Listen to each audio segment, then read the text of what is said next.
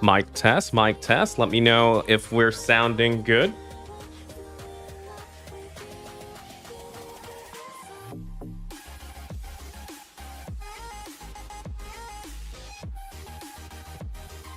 We actually have a couple of a game already on stream. Just doing a little tech check before we do start here.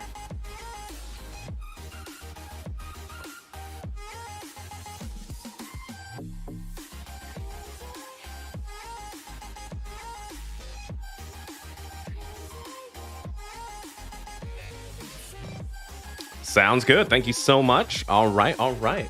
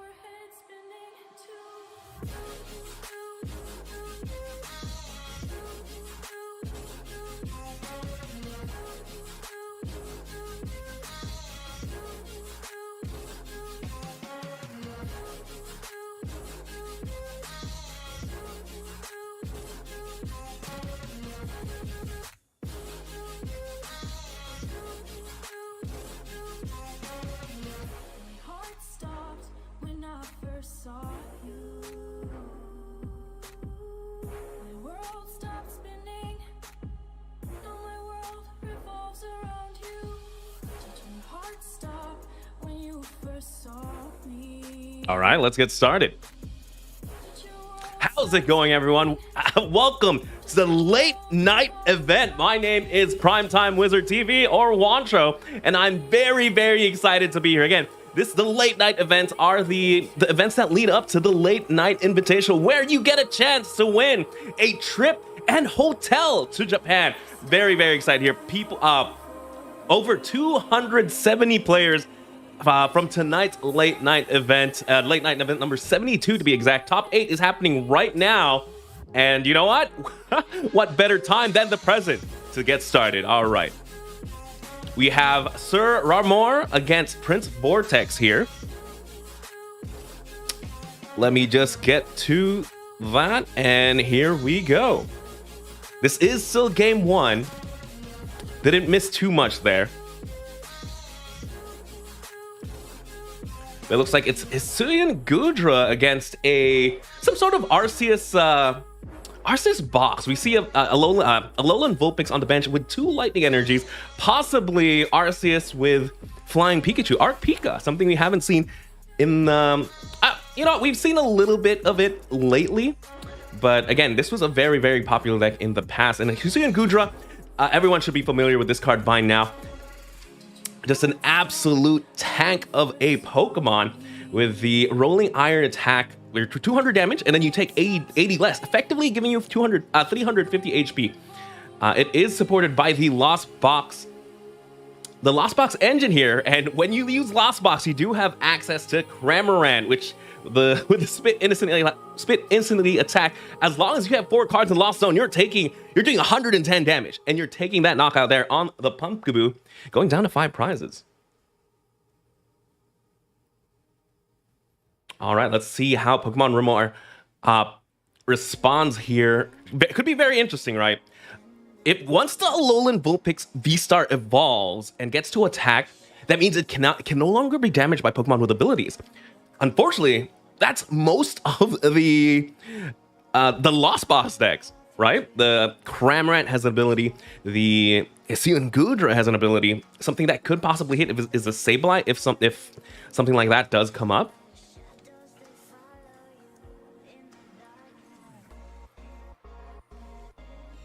All right, we do see a Gust there onto the Hisuian Gudra. Something of note, since the Hisuian Gudra has not been able to attack just yet, this is going to be a full 180 damage to the V-Star.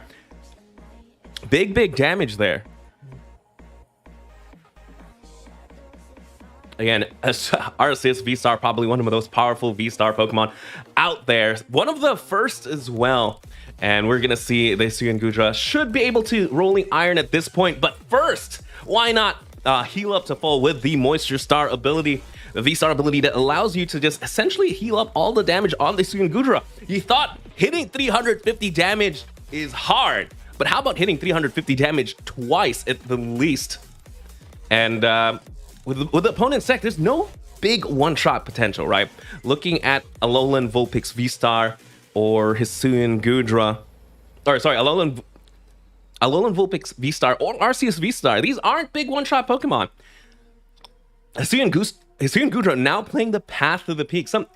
An interaction here that I'm not too familiar with is that now that Path to the Peak is down, Hisuian Gudra V-Star technically has no ability. Does that go through the Alolan Vulpix? Just gonna double check here. Both players' deck list did confirm Sir Rahmore from Puerto Rico is playing Arceus Flying Pika Alolan Vulpix. Very interesting deck for sure. Against Prince Vortex from the United States, playing the Lost Box and Gudra. Looks like Prince Vortex only playing the 2/3 Hisuian Gudra, 2 Drapion, very anti-Mew for sure, and 1 Cramorant. So once the Alolan Vulpix really does get attacking, there's no Pokemon without an ability, technically. So this should be a very interesting matchup for sure.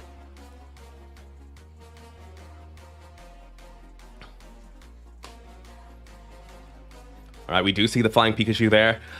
Pretty sure it's just going to hand because it's going to the discard pile. At this point, nothing beats attacking with Alolan Vulpix V-Star.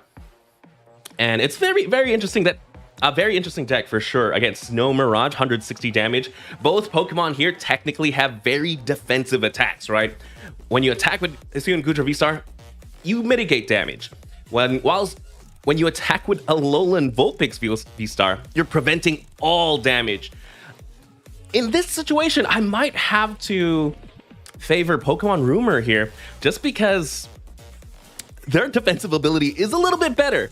Again, you're only going to be doing around 80 damage per turn, but that's more than 0. But I have to check if the Path to the Peak is going to matter here.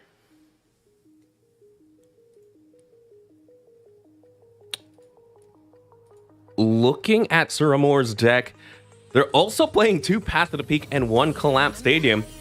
So the only out is possibly a Collapse Stadium there. And we're going to see it right here. The Alolan Vulpix hit for the full 160. Again, it's not... Oh, Alolan Vulpix attack is not affected by effects on opponent's Pokemon. So a quick shred style attack as well. This Alolan Vulpix is putting in a lot of work. Essentially two-shotting the Gudra here. We're going to see an escape rope. This will negate all the abilities on the Vulpix since it does go to the bench. And Pokemon Rumor has to promote something different now. Something that can take 200 damage and nothing on Pokemon Rumor's board can really take that. I guess you could promote the Crobat might be the easiest just because it technically serves no value on board, while every other Pokemon on the bench at the moment has a job, right? You have a second Alolan Vulpix, you're definitely not giving that. The Gardevoir is preventing some damage, and you never know when you can attack with an Arceus V-Star one more time, right? Maybe you need to get more damage on the board, but no, it's going to be promoting the Alolan Vulpix on the bench. Very interesting. I guess since Alolan Vulpix does have 190 HP, it isn't getting knocked out thanks to the Gardevoir on the bench.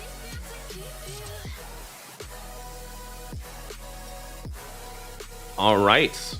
And yeah, Alolan Vulpix just quick retreat there, going to the bigger Alolan Vulpix V-Star. And here we go against No Mirage, 160 damage, taking out the Cramorant, going down to 4. It's just the battle of the tanks here. Battle of the towers for sure. We're going to see a Comfey Flower Select pretty easy. Oh, looks like going to favor the Quick Ball there. Let's see what other Pokemon Vortex can't play. Bumping the stadium to the Temple of Sinnoh. Again, not quite sure about the interaction. That's something I may have to double check. But we're going to see a Lumineon. So they did bump the stadium to get the Lumineon to be able to boss's orders here. Take a quick 2 prize. But what do you take it on? Possibly the Vulpix. That is one of the bigger threats on the board for sure. Or the Crobat. Or the Arceus. Again, any Pokemon on the bench right now can give 2 prizes besides the Gardevoir. The Radiant Gardevoir. Again, Radiant Gardevoir able to just mitigate damage there. But it's going to be the Crobat V, and Rolling Iron gets the knockout here, going down to 3 prizes.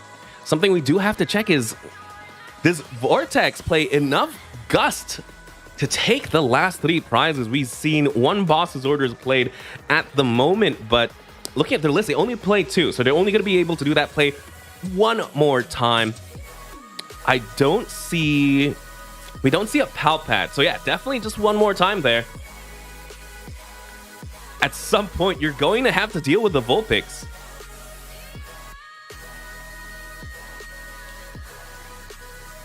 Interesting play here. Piers, a Pokemon supporter you don't see every day. Piers allows you to find an energy card. Again, an energy could mean special energy. That's why you did see the double turbo getting picked up there. Looks like they could even grab a V card as well as a support Pokemon like a Crobat, right? This is probably similar to Lugiolus that play Irida, just to be able to grab an item card as well as Lumineon. We're going to see the Alolan Vulpix V-Star there. Just take a knockout on the Goodra. And Pokemon Rumor down to the last 2 prizes. They could attach a DTE to the Arceus on the bench, go for the Gust on the Lumineon to take the last 2 for sure. We're going to see the Flower selecting there. Just grab the Ordinary Rod, shuffle in a couple of energy or the Goodra. Or you could use a Chorus Experiment first here. Let's see. I guess something Prince Vortex does have access to is 3 more escape ropes, right? If they can escape rope 1 time here, they will take a prize and then just have to save the Gust for later. We're going to see the Goodra V-Star, Thornton, and energy grab there from the Chorus. Thornton, very interesting addition to the deck for sure. Thornton, again, allows you to switch up a basic Pokemon with another basic Pokemon on the bench. So maybe this is a way to get the Lumi out of harm's way for sure. That might be the goal here. But again, Pokemon Rumor is essentially 1 turn away from winning if they have it from the hand. We did see the telegraphed double turbo energy grab earlier. Ooh, big grab there from the Comfey. But again, I don't think we have an attack here at this point, though. It might just be a Comfey pass, potentially. Or you go into the Hisuian Goodra anyway. But if you go into the Hisuian Goodra, you're taking 160 to the face there. Going to be attached and might just be a pass. Again, very difficult position. Lost Box does require you to play... That's the interesting thing, right? You need to play Mirage Gates to power up your Pokemon, but in order to power up your Pokemon, there has to be cards in the Lost Zone. That's why you have to go a little bit turbo. You're sending a couple of resources to the Lost Zone for sure. If you're looking at Vortex's deck, they're down to 8 cards left. That's not that much to play with. And yeah, it's going to be a quick Serena there. Serena, again, acts like a boss's orders as long as you get the... Yeah, it does act like a boss's orders. Pulls up the Hisuian Goodra there, taking 160 damage. Very interesting. They did have the DTE and the Lumi was on the bench. Could have taken the game at that point. But again, both these players have been playing the game. I believe it's 14 rounds of Swiss, and Vortex, they're realizing there's damage on the Gudra. There's no way I can heal this. Don't have too many resources left, and opts for game 2. All right. Let's see game 2 get set up here. They did opt to go first again. Just show. I love seeing the Alolan Vulpix V-Star. It's not something you see every day. So seeing it just put so much pressure on Hisuian Gudra, right? It's a lot tankier than the Hisuian Gudra, and was able to take the win there again. So Rahmore leads the game 1-0. Will he be able to advance to top 4?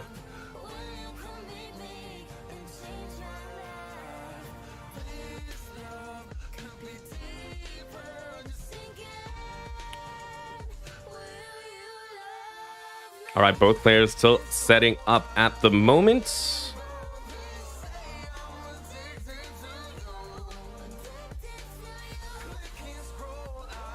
Again, this is the late night number 72, technically the first North American late night of the season.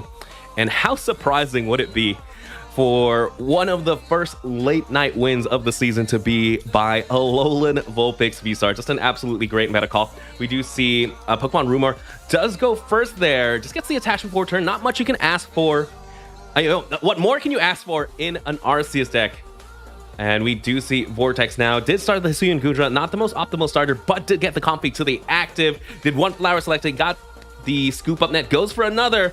Oh, this one's a tough choice right here. Does go for the boss's orders, prioritizes Gust over more energy. Another scoop up net there. Just gonna be flower selecting all day. Water energy, pretty easy grab, and goes for the escape rope as well. Doesn't find a supporter yet to play. We do see the Cramorant. We could potentially hit into the Gudra. Debating on the Temple of Sinnoh. Temple of Sinnoh, very interesting card as well. Shutting off the DTE could be absolutely huge, but I think doing damage might be more important. Unfortunately, there is no more switch cards left. It's going to have to be a pass back to Pokemon Rahmore. Again, with the Arceus V in play, does have access to the Star Birth ability, able to get any 2 cards from the deck.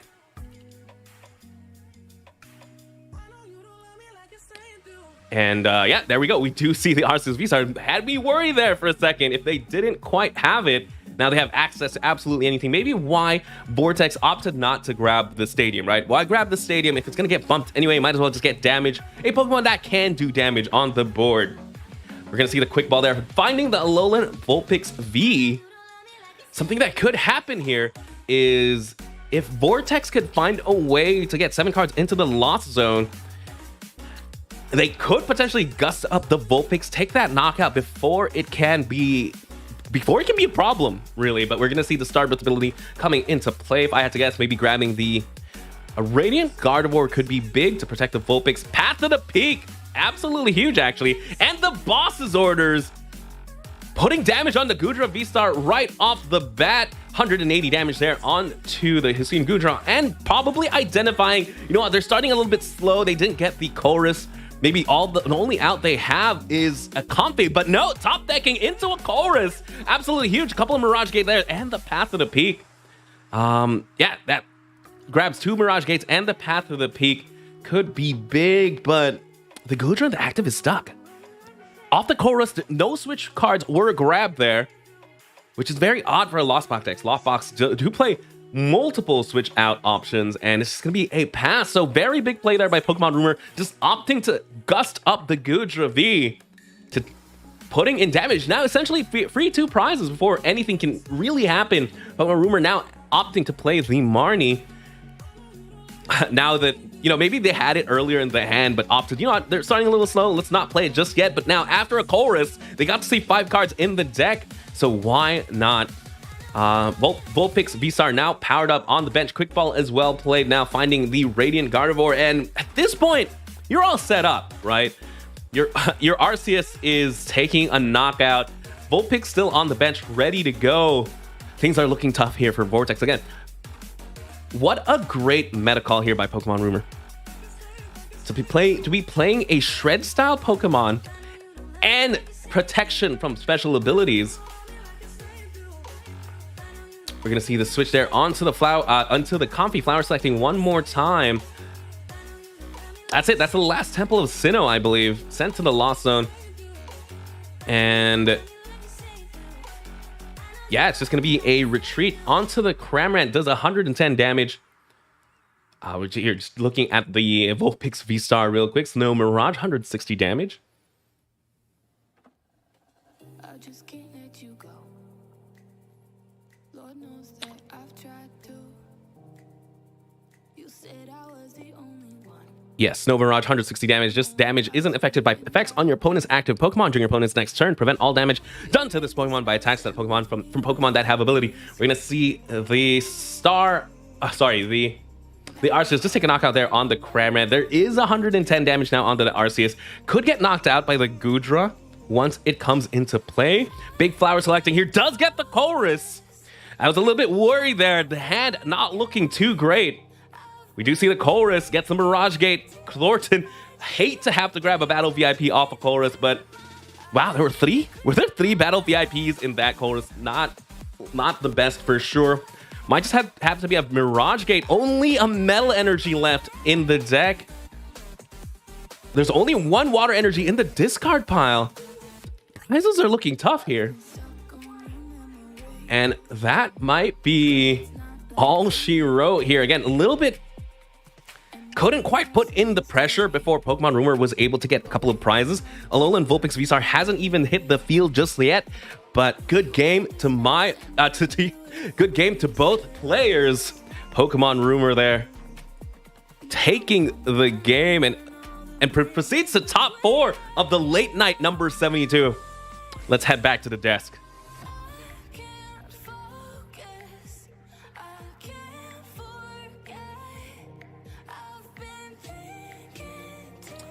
What an absolutely interesting game. Again, Alolan Vulpix V-Star, not something you see every day, but is able to make it to top 4 of a 270-person event. Again, late night events are probably the biggest online tournament series right now, and not to mention, the late night has the biggest stakes, right? There is no online tournament series happening for TCG that gives you a trip and hotel, a place to stay in Japan for the Pokemon World Championship. And again, if you're able to make it to the top 8 of the late night, you know, there's a there's a pretty good chance you're able to make it to Worlds. Again, good game though by both players. Vortex probably just hitting into a very, very tough matchup. Yeah, hitting to a very, very tough matchup for sure.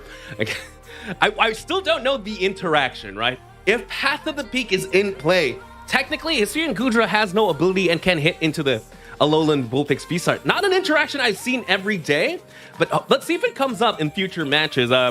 Something I will research for sure after this game or after the tournament. Gonna double check on the rest of the standings here and see if we can get into another game.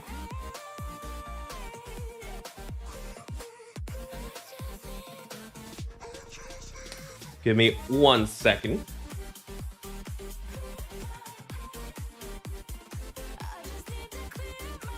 We do have another game here. Let me double check which one this is. This is...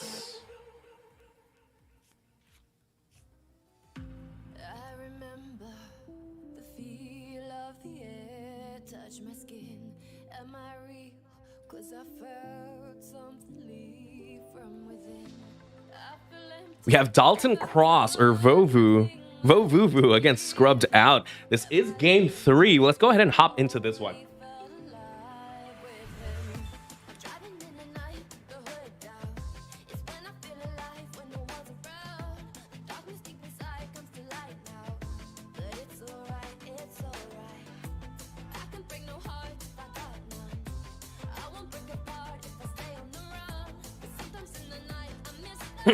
All right, we do have Vikavolt against best deck in format. If Orlando had anything to say, but if a deck can take it out, it's gonna be a Pokemon that is lightning for sure, right? Pokemon Lugia V-Star is weak to lightning. Vikavolt is a lightning Pokemon that also shuts off items. Sometimes Lugia's biggest weakness is really just setting up, right? If the Lugia gets the Summoning Star off, they're having a good time. That means Archeops is in play. Maybe they don't need to play as many items since, you're getting energy accelerated from the deck. But if you can item lock them before they can really do anything, it's a little bit hard to discard Pokemon. But looking at Dalton's hand at the moment, I say it's gonna be hard through item lock, but a little I love this little tech supporter with the Professor Burnett there in hand. So we already do have the Lugia V-Star and Professor Burnett. Professor Burnett reads, you look at your choose 2 cards from your deck, discard it. Probably the perfect partner for Lugia V-Star. And just like the Battle Compressor of the past, it is a way to go through your deck and discard. It's a little bit weaker than Battle Compressor because it is a supporter. You can only play it once per turn, and you're only discarding 2. But in this specific situation, it's actually 100% better because it's not an item. With the Vikavolt attack you can no longer play any items. Oh, there's one Archeops already in the discard pile. We see one in hand at the moment. Do we have... Hopefully there's one. Oh, we could just play the research. Excuse me. I got really excited by the Professor Burnett that you could just as easily use a research, get the second Archeops into the discard pile. We're going to see the Summoning Star off the Lugia with 2 Archeops coming into play. Primal Turbo, again, very powerful ability where you get to search 2 energy cards, 2 special energy cards from your deck and attach them to your Pokemon. Opting to grab a Gift Energy and a Wash Energy. Again, you don't really need any damage modification here. Lugia V-Star just does a base of 220, which is really, really big. So you can save your powerful energies for maybe later in the game. But no, it's just going to opt to grab double powerful energy, really prioritizing having the capture energies in the back pocket just in case. We're going to see a retreat there onto the Lugia and taking the knock. Does take the knockout here on the Vikavolt. Something that is scary though.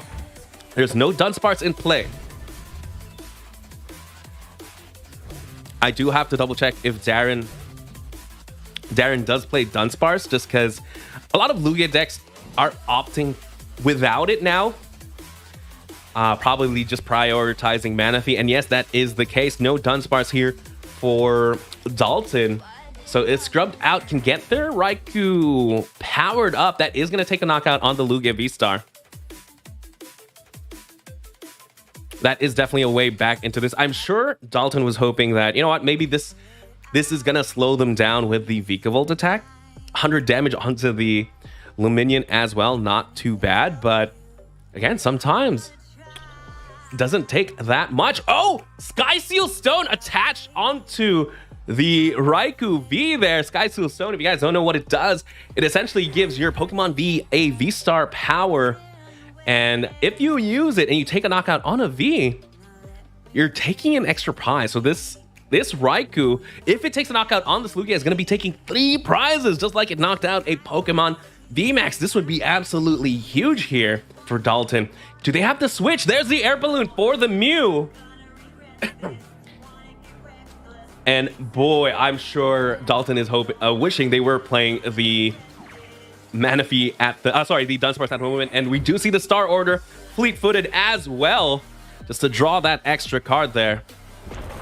And there it is. The Raikou does attack for knockout. 360 damage. Star Order comes into play, taking 3 prizes, takes the lead here. And it's back to Volvo to really find a response.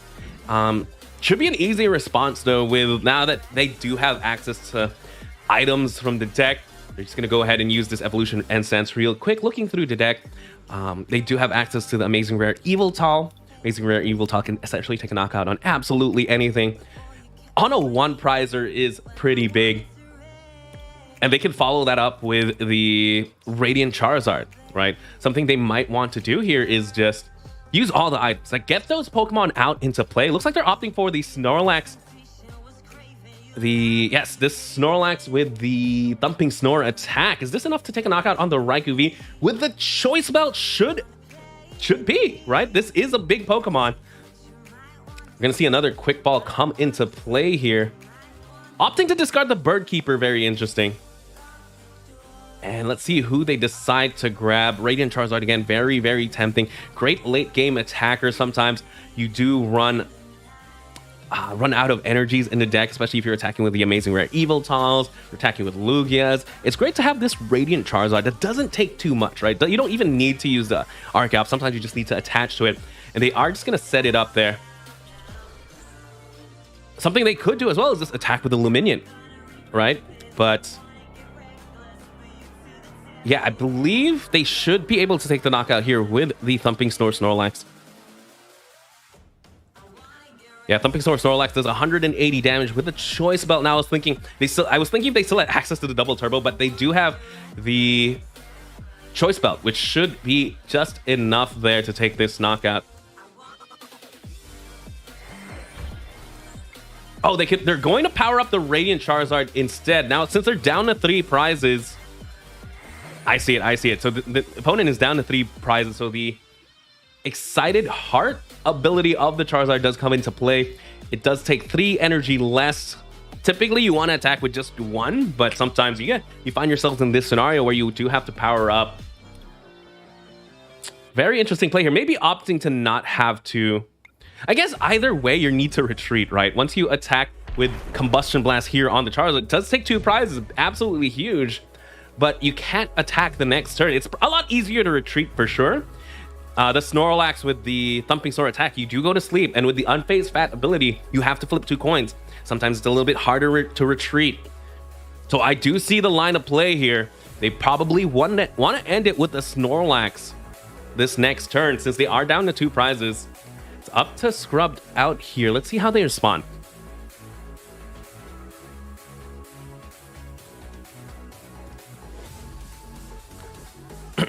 All right, we do see the Ultra Ball come into play. Again, not quite sure if there's anything in the deck that could still help out here.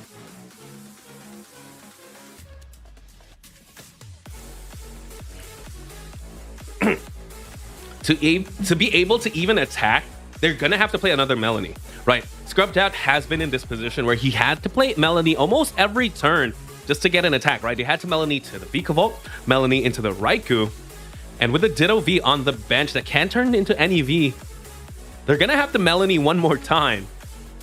We do see the Vikavolt come into play, the attach of the Speed Lightning energy there, drawing 2 more cards. If the Vikavolt comes into play though, Snorlax on the bench is just ready to go. Snorlax on the bench is already doing 210 damage. I believe just enough to take a knockout there on the Vikavolt.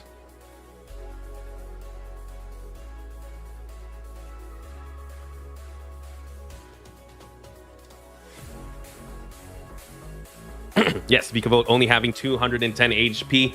With the Choice Belt, that should be more, just enough. I was thinking they don't have access to powerful energies anymore, so there is no more damage modification. Maybe if Scrubbed Out can somehow get rid, there's the Lost Vacuum. That's what I was thinking of. They can somehow get rid of that tool, try and item lock them, could put them in a better position, right? But looking at Dalton's hand, it's pretty good. We're gonna see the Lost Vacuum come into play, getting rid of the Choice Belt. Now the max damage output for that Snorlax is 180 damage, and we're gonna see the Paralyzing Bolt here come from the Vikavolt, not taking a knockout on the Charizard, but does item lock Dalton here. Dalton has a pretty easy line. Does he have enough? Oh no! The only energies left in the deck are 2 Aurora and a double turbo. If you do attach a double turbo, that means you're doing 20 damage less. Your base damage is 180. Without the Choice Belt, you're not taking a knockout on anything. So absolutely huge play there for Scrubbed Out, finding the Lost Vacuum. But yeah, I guess, yeah, the Radiant Charizard was very, very close, right? If there was just one more energy attached to that Radiant Charizard so it could retreat, Dalton would have been free to go for... Oh, what they could have done is they could have double turbo energy to the active.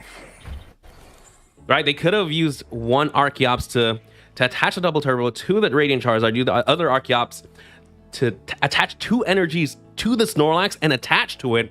That would have been a way to retreat and gust with the full 180. But again, still not in a bad position, right? Radiant Charizard, 160 HP basic, 1 prize Pokemon. The Vikavolt at the moment only doing 210, goes for the trekking shoes. They're very, very risky trekking shoes because Rubbed Out is down to 1 prize. They need to play something like a Marnie or Roxanne. Judge is one of those cards for sure.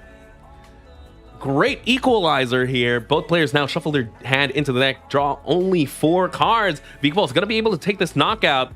And with the Serena in hand, that is a gust. Again, Dalton had very many outs out of 2.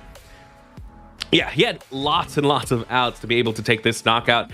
We do know they play 2 Luminion, so that quick ball could turn into a boss's orders. But we do see the Serena here opting for the second effect, bossing up the Luminion and taking this knockout. With that, Dalton does take the set and does progress to top 4. Good game though to both players. Very tight game for sure. I love the Star Order V-Star attack on the Raikou, and again, Scrubbed Out did everything to his capability, right? Let's head back to the desk. Yeah, Scrubbed Out just did everything in his ability to keep up pace with the Lugia. We did see them play Melanie almost every turn when they had to, right? To be able to item lock, to be able to take knockouts. They had it. It's just that sometimes, you know, especially with the Professor Burnett, I was really hoping for that would happen, but they already had the Archeops in hand as well as research. If you can get set up that way, like, you do have 1 turn, right? Vikavolt, it's either Vikavolt goes second and then you have 1 turn with your items, or if they get Melanie off, or they go first, and that means they can't attack going first, so you do have your items and a supporter going second. As long as you're able to set up your discard pile with the Lugia, you should be a-okay, and that's exactly what happened there. Gonna check here now. Let me just double check on top 4. All right, we do have our top 4. It's going to be Isaiah Bradner against Dalton Cross, and we also have Sir Rumor against Fabrizio in C10. This is your top 4 of the night. Let's go ahead and watch. Give me 1 second here.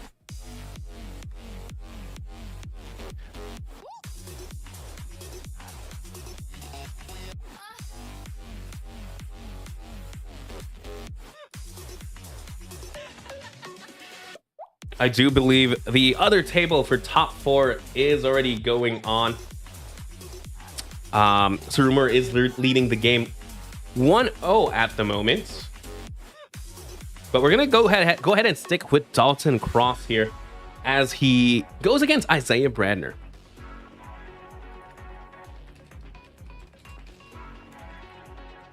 Again, Isaiah Bradner, a huge Pokemon pro for sure. I remember watching him in the Baltimore Regional Championship. He is a player not unfamiliar with high levels of gameplay for sure. Just waiting for both players to set up. Again, Isaiah Bradner, let's see what they're playing.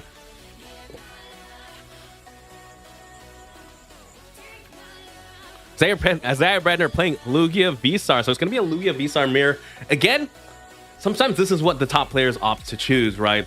Lugia V-Star, undisputed best deck in format at the moment. Sometimes it just takes a good player playing the best deck to really get you all the way here. Again, it gets you to the top 4 of the late night event, and definitely worked out here for Isaiah Bradner and Dalton Cross. Just waiting on, yes, we're just waiting on both players to start the game here. It's hard to make a meta prediction when it's essentially a mirror match. It's going to come down to, it's literally going to come down to the coin flip, the draws, and the skill of both these players. I'm trying to check here. What are the differences in both players' decks? Isaiah Bradner, they're both opting for 3-2 Lugia, 4 Archeopses.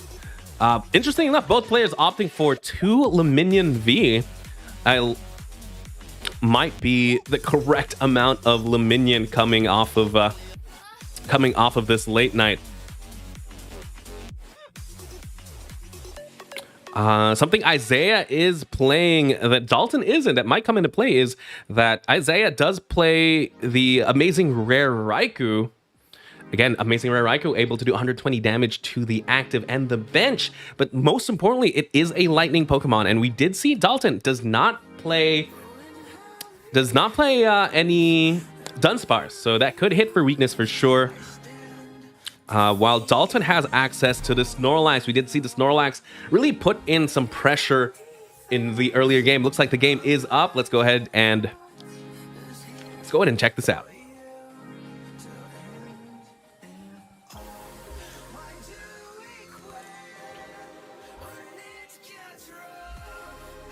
All right, we do have Isaiah Bradner against Dalton Cross here.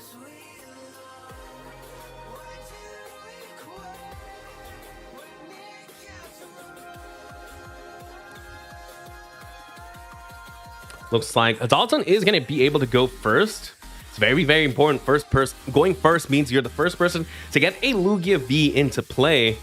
A very, very tough decision here for Dalton. Stoutland V or Luminion V. Luminion has an easier retreat, so I can see why they choose to start with the Luminion over something like the Stoutland.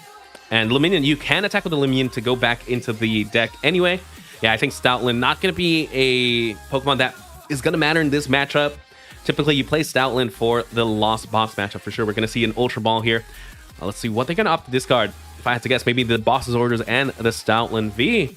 Looks like it's going to be the Boss's Orders and the DTE. Opts to grab the Lugia. Gonna quick deck check there, see what they have access to play with. Something I would count is how many energies we have to work with. We did just lose a DTE here. Looks like there is a second DTE in the deck. That is good to know. That means Eviltal should still be easy to set up for sure. Again, quick deck check there. Hallmark of a good player, knowing what you have access to and what cards you have to play with. They're gonna opt to just have the Lugia in play, attach the powerful energy, and it's going to be a quick pass there. A lot is going to be riding on this next Marnie here. Let's see how Isaiah responds.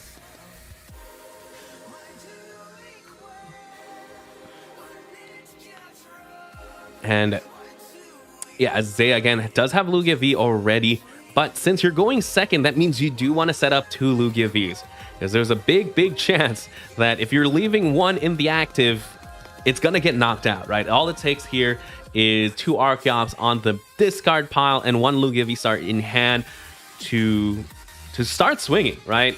There is a powerful energy already attached to Luminion, so the damage cap for Lugia V this next turn is 310 damage. 3 powerful energy and a choice belt. 310 damage going second is not too bad.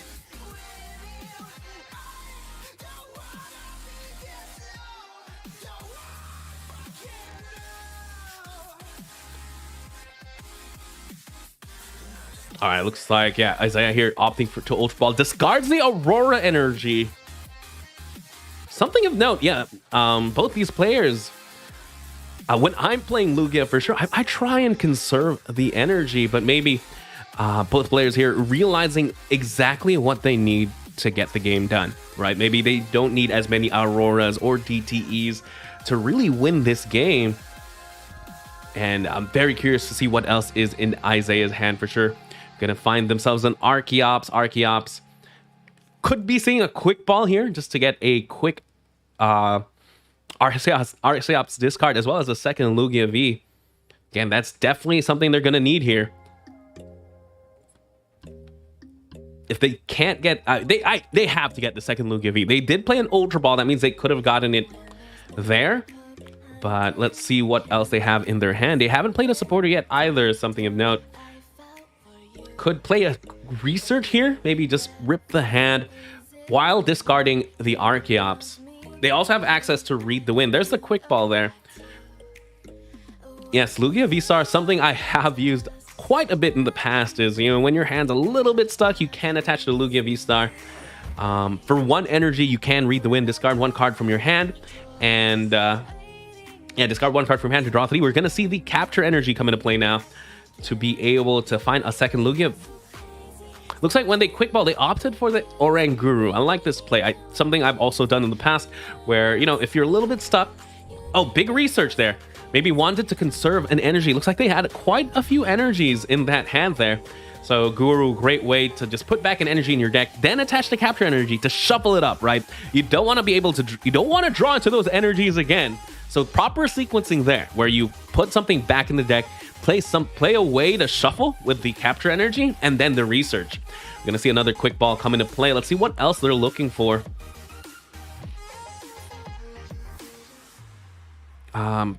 Could set up maybe the amazing Eviltal. Again, get your next big attacker into play, assuming this Lugia V is gonna get knocked out, right? Because again, if you don't set up your next attacker, there's the amazing rare Eviltal again with the amazing destruction attack, able to take a knockout on absolutely anything, as long as there's no big parasol.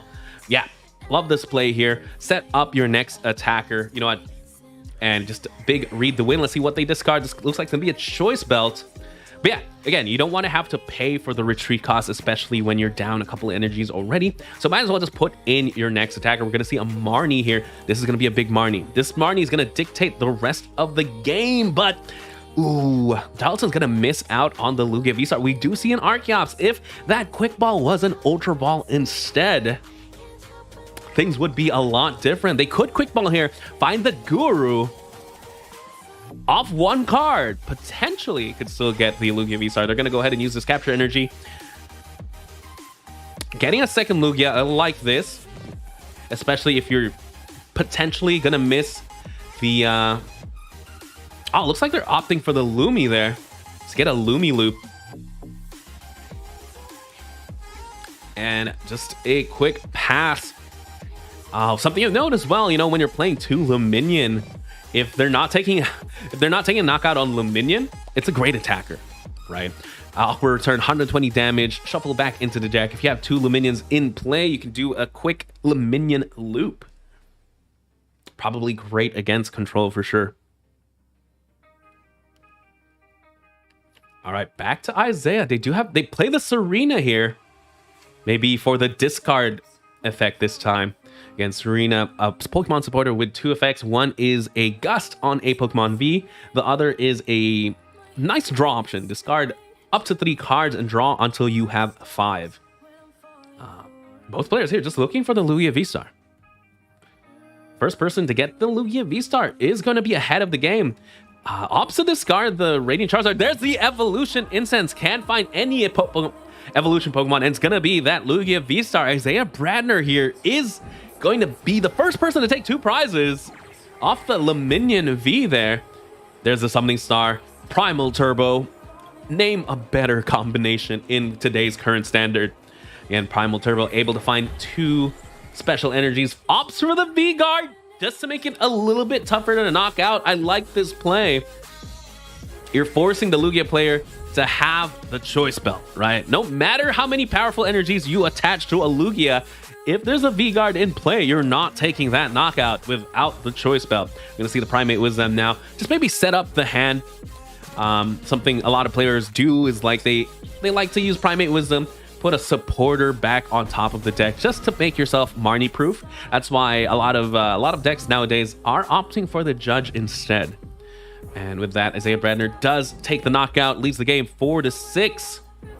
Let's see if Dalton can respond here. They're gonna have to play this Luminion, right? Hand not looking too good. They're gonna have to play Luminion. If I had to guess, probably Marnie. Hand is a little bit too energy full. All right, let's go through the deck. There's 2 Aurora energy. You need at least 3 to be able to attack with Amazing Rare Eviltal. So you can't lose this hand. Is there any more Marnies? No more Marnies, unfortunately. Might have to be a Research or the Serena. Might have to gamble here with the Serena. You can't afford to lose these. It's a Aurora energy and a Fire energy, you know? And there's only 2 Auroras left in the deck. You need to attack with Amazing Evoltal at some point in this matchup. Looks like they're gonna opt for Bird Keeper instead here. Very important Bird Keeper. Do they find the Lugia V-Star? They do. This is a way to get Lugia V-Star. Unfortunately, there's still 3 Archeops in the deck. That means there's only 1. And there's no way we take the knockout here, right? Because you're gonna be able to summon Star for not full effect. There's only 1 Archeops in the discard pile. You only have access to 1 Primal Turbo. That means to attack this turn, you're gonna have to attach the double Turbo Energy. And I'm very, very tough for sure. And this is just to attack, right? You're not taking the knockout.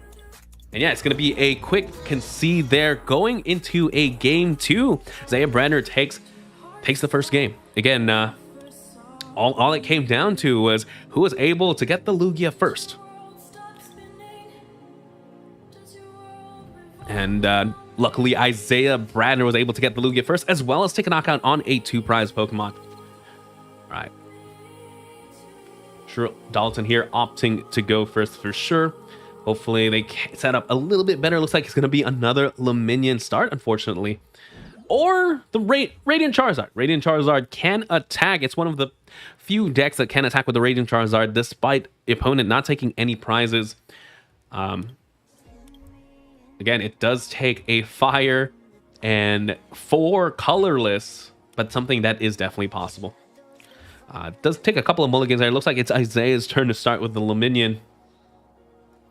Opening hand looking pretty good as long as you have that Evolution Incense. Evolution Incense finds you the Archeops since it is a Stage 2 Pokemon.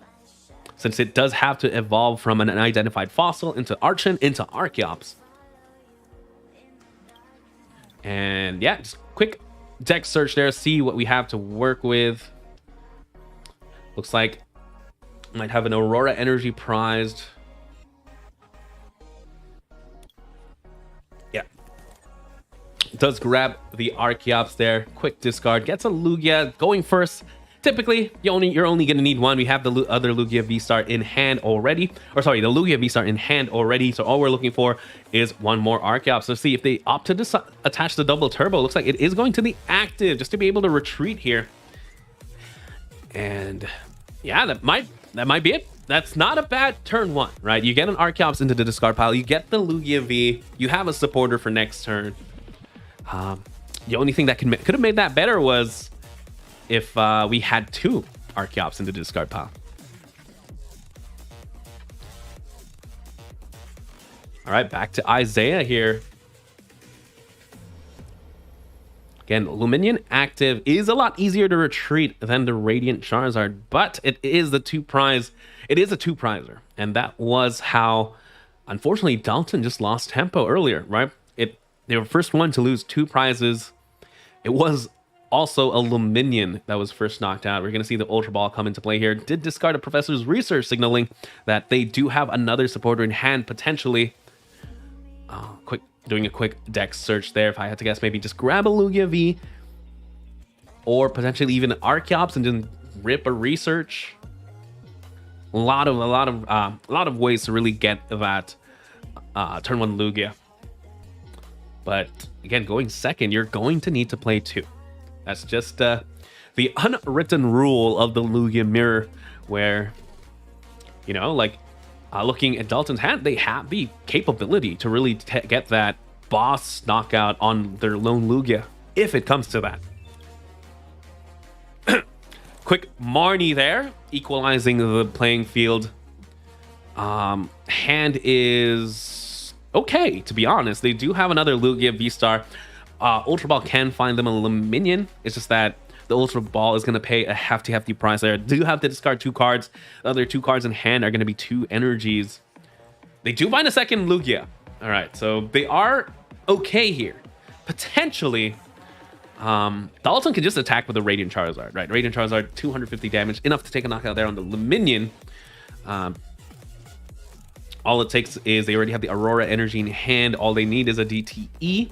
So what they can do here is they can evolve into Lugia, Ultra Ball the capture, and whatever they're going to top deck, get the Archeops, attach the Aurora Energy. When you attach an Aurora Energy, you have to discard card from your hand. Looks like it's gonna be a Professor Burnett. I think that makes things a lot easier. You do save yourselves a capture energy because you can play Professor Burnett to discard 2 Archeops. They already have the Lugia in hand there, so they're not gonna need to play the Ultra Ball. Yeah, they're gonna be able to use Summoning Star here, get 2 Archeops, and not bad. Again, you're attacking with the full Combustion Blast potentially. You'll see the Primal Turbo here. I mean, maybe they're gonna opt to hold the hand, just attach the Heat Fire, and Gift could be cool, right? This the Radiant Charizard shouldn't stay on the field for too long. It does exert a lot of pressure. I'm sure Isaiah needs to deal with it. And a way they can deal with it, they can even attack with a Luminion if it comes to that. But yeah, Gift Energy, great special energy to have here, especially when your hand's looking a little bit dry. You are taking 2 prizes though. And there we go. We're going to see the Combustion Blast for 230 damage, taking knockout there on the Luminion. This time it's Dalton's turn to be the first one to take 2 prizes. And if this Radiant Charizard does get knocked out, Gift Energy allows them to draw up to 7. And let's go back to Isaiah now. Isaiah has to find their own Lugia V-Star, their own Archeops. But at the same time, you're attacking with the Lugia V. You're only going to take 1 prize here. Unless you can somehow gust the Lugia V-Star on the bench. It's going to be tough for sure. There's a Choice Belt attached to the benched Lugia V. Probably just preparing for the eventual Lugia V-Star. Research there absolutely hurt, because we did see the Speed Lightning and a Powerful Energy hit the discard pile. And yeah, we're going to see the quick Ultra Ball there, discarding the Archeops and the Pumpkaboo, finding the Lugia V-Star. With that, they both players now should have access to double Primal Turbo. So this is going to be a game, folks. This is going to be a full game. There we go. We do see Isaiah Bradner's Summoning Star. Fields look very, very similar for sure. Now it's gonna come down to who sets up better attackers, right? Something that's nice is Isaiah is taking a knockout with a Lugia V-Star. That's a 2-prizer that hopefully Dalton can take advantage of, right? They can attach a Capture Energy, get the Amazing Rare Evoltile, retreat, and take that knockout, or they can even opt to just attack with their own Lugia V-Star, opting to play all the Powerful Energy. But let's see if Isaiah has the V-Guard Energy ready here, because if they do have the V-Guard Energy, it makes that play a lot tougher. Might have to go for the Amazing Rare Evoltile. There it is. There's a V-Guard Energy. Lugia now effectively has an HP of 310.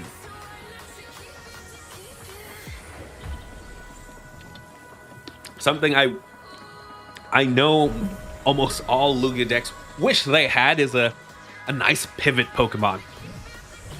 Because you do always have to pay at least 1 energy to be able to retreat with either Archeops or sometimes the Minion. They also play Bird Keeper as well. That's one way to play a switch. To draw cards as well as get a free retreat there. And we're going to see the Capture Energy now come down onto the Archeops. There's the Amazing Rare Evoltile again. Amazing Destruction. Very, very powerful attack. Do they have enough? Oh, they're going to have to play the Guru because the Aurora Energy is in hand. The only way this backfires on them, if they draw into another Aurora, no, it's going to be a Marnie. That is good. Good sequencing there. Now they can find the Amazing Rare Evoltile. So, yeah, there it is. We're going to go ahead and use Primal Turbo here. Attached to Aurora and attached to Aurora now. Then later, 1 Aurora and the Double Turbo does pay for the entire attack cost of the Amazing Rare Evoltile. And Dalton running really low on energies at the moment, but they still have access to the powerful energies. They do play the Manaphy. I like this play. We know Isaiah is playing the Amazing Rare Raikou, right? One way Isaiah can get back into this game is Amazing Rare Evoltile only has 110 HP, while Oranguru on the bench has 120. That's 2 prizes if they get to attack with the Oranguru, and they're just going to go ahead and use Amazing Destruction here. Take the knockout on the Lugia, going down to 2. Dalton is one attack away from tying the series up and bringing us to a game 3.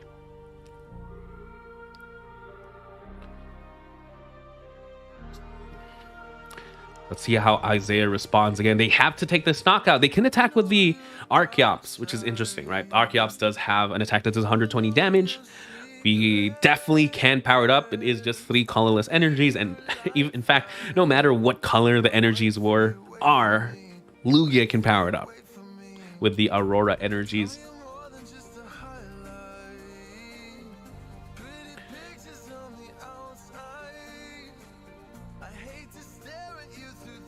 All right, again, Isaiah just really thinking about what to promote here. Again, this is what I was saying. I'm sure Lugia players wish there was a pretty easy pivot. I've seen some Lugia players opt to play the air balloon just to solve just that. Not too many, but something I have seen in the past. We're going to see the Archeops does get promoted here. They don't want to attack with a Lugia V on the bench, right? Dalton has access to their powerful energies. In fact, they have just enough in the deck to really take a knockout on a Lugia V-Star. So maybe they're going to opt to just attack with this Archeops. You are going to lose your engine, but it keeps you in the game. Right, we do see, 2 capture energies getting attached there. Let's see what else they can find. Discarding another Aurora energy, finds the Radiant Charizard. This is how you want to play, right? When your back's against the wall, your opponent only has 2 prizes remaining. You don't want to attack with a Pokemon V. And this way you are just setting yourself up. There's a Luminion. Let's see what they find. Possibly a Marnie just to really, hands a little bit too big. Let's try and equalize it. You draw 5, they draw 4. I'm just waiting here. If they draw into the boss's orders, there's the Serena. There's the Speedwing, takes the knockout there on the Amazing Rare Eviltal. Say a Bradner goes down to 4, but we do have the Lugia V-Star. And if I counted right, there's a boss's orders as well. They're going to do a quick deck search there. Just to be safe, there's 4 powerful energies. Yes, they have access to everything in the deck. There's 2 powerful energies attached to the Lugia. There's the Serena. Just got to make sure you click the right effect there. And we're going to Primal Turbo one more time. That could have knocked out even the Lugia V-Star at this point. And with that, ladies and gentlemen, Dalton does make it to the finals of the late night number 72. Again, the first late night for North America. Dalton Cross, again, takes out Isaiah Bradner. Oh, wait. Did we tie it out? Let me double check here. Sorry, this is a game 3. My bad. Miscounted the games there. So game 3, Isaiah did take the first one. So not just yet. Isaiah has a chance to take this game. All right, and again, going first, absolutely huge. Dalton doesn't have the best start. Again, Stoutland V, not the best Pokemon to start with for sure. Unless your opponent starts with maybe Oranguru. Or the Dunsparce, right? Stoutland can take a knockout on a Dunsparce, take 2 prizes that way.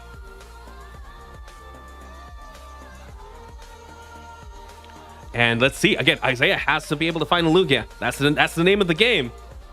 First person to Lugia, it takes tempo. The name of the game is to get Lugia first. There's a capture energy on the Dunsparce. Does guarantee you get yourself at least the Lugia V. Isaiah doing a quick deck check now. Again, hallmark of a great player, knowing exactly what you have to play with, especially in this deck, right? We've got to see, like, if it came down to it, missequencing on Dalton's end in the earlier match could have cost them the game, right? We saw them earlier really looking for the Amazing Rare Eviltal, but then they realized, hey, you know what? I know I have 1 Aurora Energy prize. I have to find a way to get the Aurora Energy in my hand back into the deck. So I'm not going to grab the Amazing Rare Eviltal just yet. I'm going to grab the Oranguru, so I put this back and then find myself the Eviltal. And speaking of the Oranguru with the Primate Wisdom ability, again, you're able to switch 1 card from your hand with the top of your deck. There's a quick ball. If I had to guess, that was an energy. Again, great way to just, get something get an energy into your deck and ensuring you don't draw into it by shuffling your deck right after by doing a quick deck shirt. There's the Lugia V, and all that's missing are the Archeopses on the bench. Okay, back to Dalton here. Again, Dalton has a couple of cards in hand at the moment, but when you're going second, you need 2 Lugia Vs. That's just how it is. Could be... I mean, there is a world you do risk that you only play one. Maybe you play one Lugia V and you also play the Lumi, or you play a Judge or Marnie of some sort. Maybe try and limit your opponent's hand. But the safer play is definitely to have 2 Lugia Vs. But based on the hand, I wouldn't blame them. Just get the Lugia V and get a supporter. All right, we're gonna see the Lugia V come down, and we're gonna see what Dalton decides to do. Right? If they get the Lugia V, it does protect you, but your hand is not the best. You have 2 energies and the boss's orders. Everything is essentially unplayable here. They're gonna go ahead and use the quick ball. I'm curious what they're gonna decide to discard. We've seen both players really play fast and loose with their energies, right? If you're playing against 2 Prizer decks, sometimes you can play fast and loose, and that's exactly what's gonna happen here. Finding themselves Luminion, really prioritizing having Gust available to them in the later stages of the game.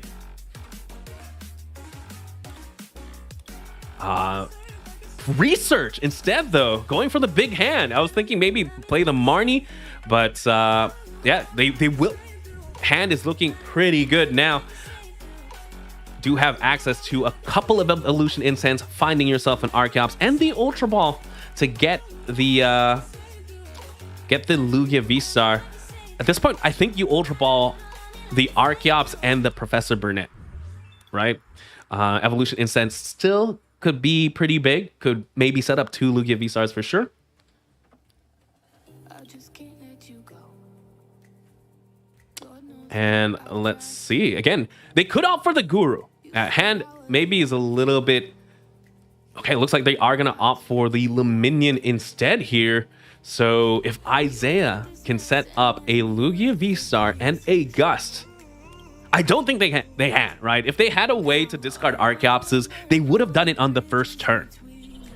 So I like this play here then by Dalton. You know, maybe it's a little bit too tough. It's a lot to ask for to get 2 Archeops into the 1 or 2 Archeops in the discard pile and have the Gust and the Lugia V-Star off a 5-card hand.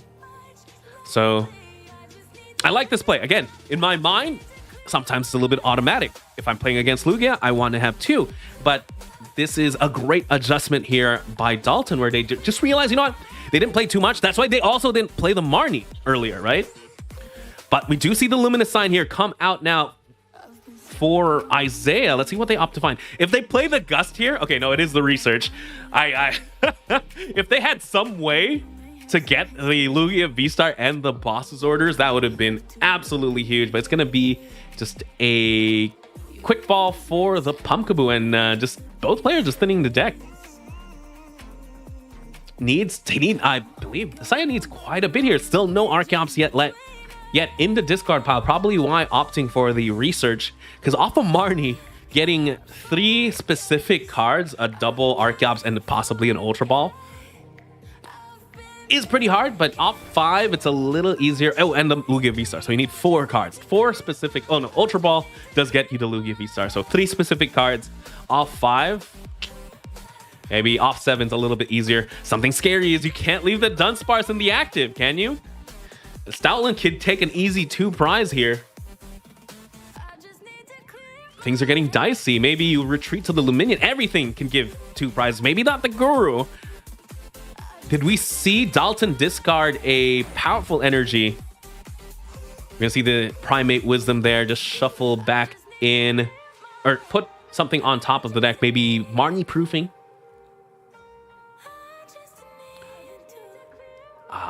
Yeah, again, it's no Archeops just yet. It might be yeah, they are gonna decide to retreat to the Orang Guru.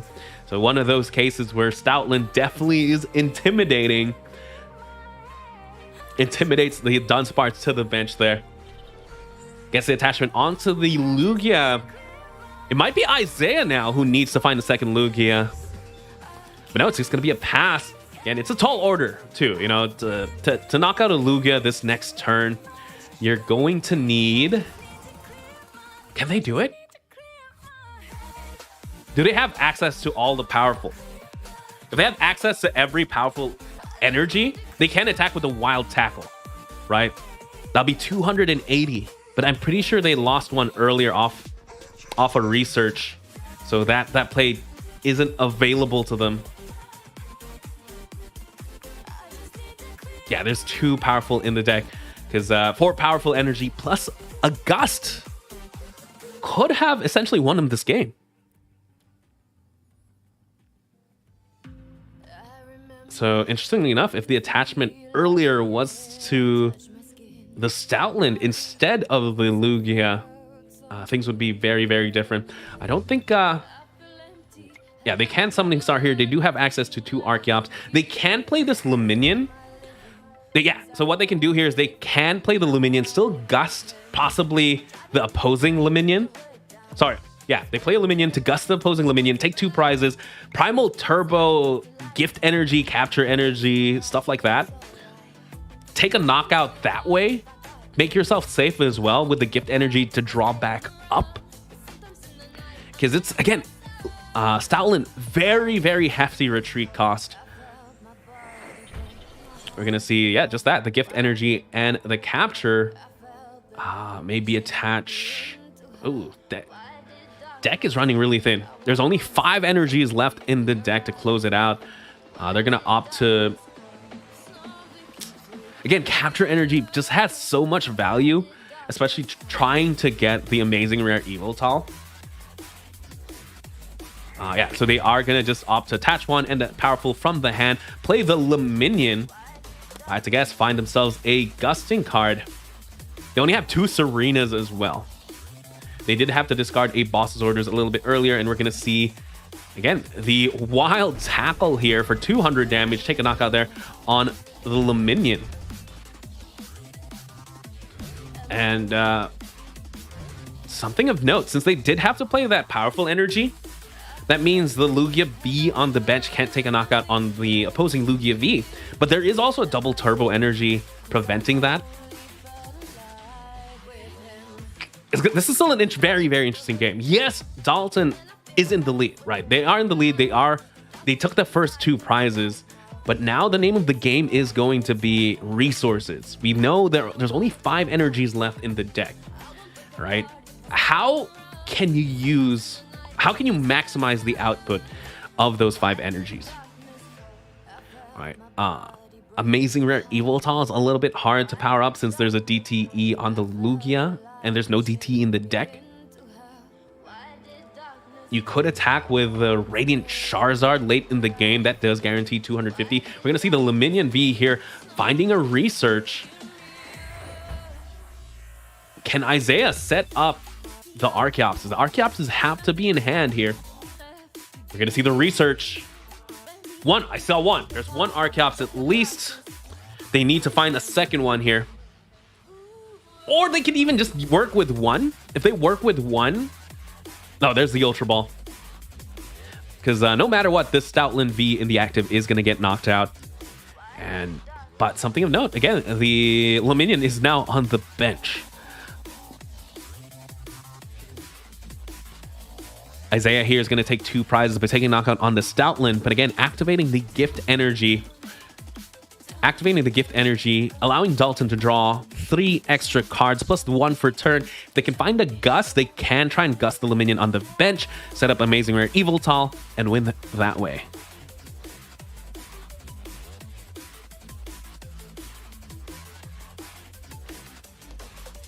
We're going to see the Ultra Ball here now.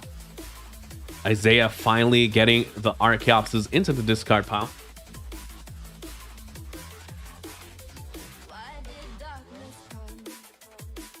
But yeah, again, I just have to say, very heads-up play again for Isaiah to retreating the Dunsparce into the Oranguru. You guys got to see how much more Dalton had to do to take those 2 prizes, right? They had to attach 4 energies to the Stoutland, get a Gust as well, play the Luminion, play their second Luminion for the Gust, just to take those 2, versus if they left the Dunsparce in the active, again, it doesn't quite do anything in this matchup. We know that Dalton isn't playing the Raikus, so it doesn't do anything. It's very tempting to just leave in the active and say, hey, you know what, take this out, so it's not in my bench. But again, sometimes the name of the game is just forcing your opponent to play as many resources as possible to get yeah, that's exactly what happened. We're gonna see Isaiah now get the Archeops into play. Curious what energies you're gonna have to attach to Lugia. Do you still prioritize having the capture energies is my question, or at this point, you know what, I'm just gonna attach the powerful energies right now. There's a V-Guard on it as well. This Lugia is not gonna get knocked out. Yeah, this Lugia is not going to get knocked out except by Amazing Rare Eviltal. There's the 2 powerful energies, and there's going to be a Tempest Dive there for 290 damage. Drawing themselves... Okay, so there is a play here. There is the Bird Keeper. They can still attack with the Amazing Rare Eviltal. It's going to take a lot. It's going to take a lot of resources for sure. Something I'm sure Dalton was hoping to get instead was yeah, so there's 3 Aurora energy. You can attach 3 Aurora energy and the capture energy plus the Heat Fire in hand, or maybe the 2 Aurora. Okay. I think I have it. I think I have the key to the puzzle here, chat. It's gonna be Amazing Rare Eviltal, 2 Aurora, powerful, and 2 capture, 2 powerful. Yeah, there it is. 2 Aurora energies. Gonna have to be the capture and the powerful energy, because you have to save at least 1 Aurora for the Radiant Charizard. Yes, and then you're gonna play the Bird Keeper to keep the DTE onto the Lugia. This is literally just enough. I was talking about managing resources here, but because of that Bird Keeper, you get to keep the DTE, right? You get to keep the DTE, and you only have 2 energies left in the deck. One of them is now in your hand. Yeah, we're gonna go ahead and Amazing Destruction here. Something all Dalton needs to do is find a Gust next turn. If they find the Gusts, then my earlier announcement was correct. And there we go. They are thinning the deck there. Thinning is winning. I'm sure they wish they had a gift energy on the Amazing Rare Eviltal for sure. And they're just going to go ahead. Amazing Destruction. Take this knockout. Oh, but what Isaiah could do here is they can just attack with a Luminion. Eviltal only has... Yeah, Eviltal only has 110 HP. Luminion does 120. As long as Isaiah doesn't bench a second V Pokemon, they should be A-okay.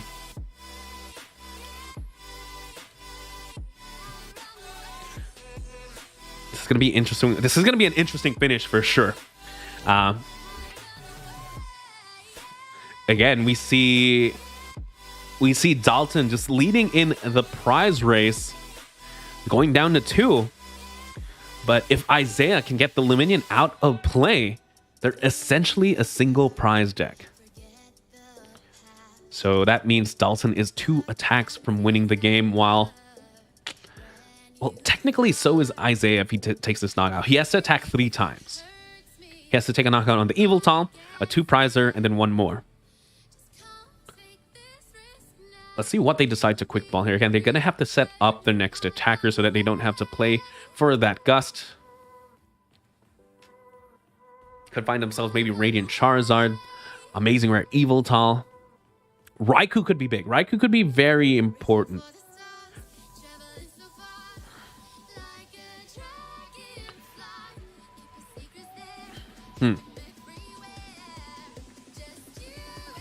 Do see them just grab the Lugia V there.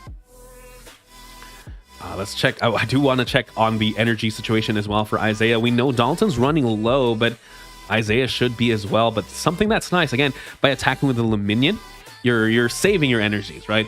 You're attaching a water and 2 colorless, but those aren't staying in the field. They're going back in the deck where you want them to be.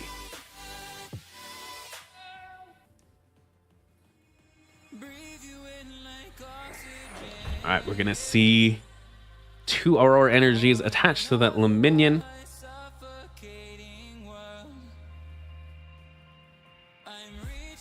At this point, this is where you can just attack with the Luminion, go into the Dunsparce, right? They do opt to bench the Amazing Rare Evoltal. And there's a second Primal Turbo again, probably just going to attach to the Luminion. It's going to be a close finish. Oh, they're opting to attach the Evoltal. They have the attachment in hand. And the Marnie, I guess something Dalton wants in the hand is still a Gust, but if I remember right, all they have left is Serena in the deck. They did have to discard a Boss's Orders a little bit earlier. But they're still in an okay spot, right? If they take a knockout here, they just have to guarantee they have another. But there's only 5. There's only 2 energies left in the deck. This Lugia has to go all the way. They don't even have enough energy to attack with the... they don't even have enough energy to attack with the Limian, but even then, Isaiah realizing they can't just... they're forcing them to attack with a Lugia here. They can't just attack with a Luminion.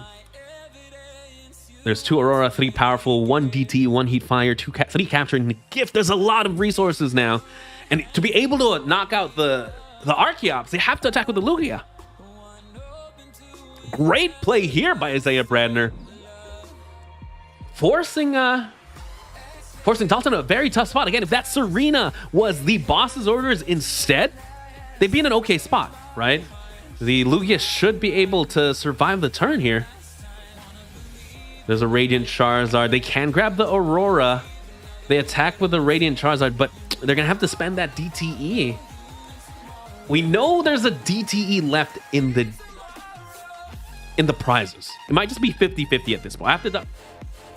I have to double check myself. Know what's in the discard pile. Because if there's still a DTE in the prizes...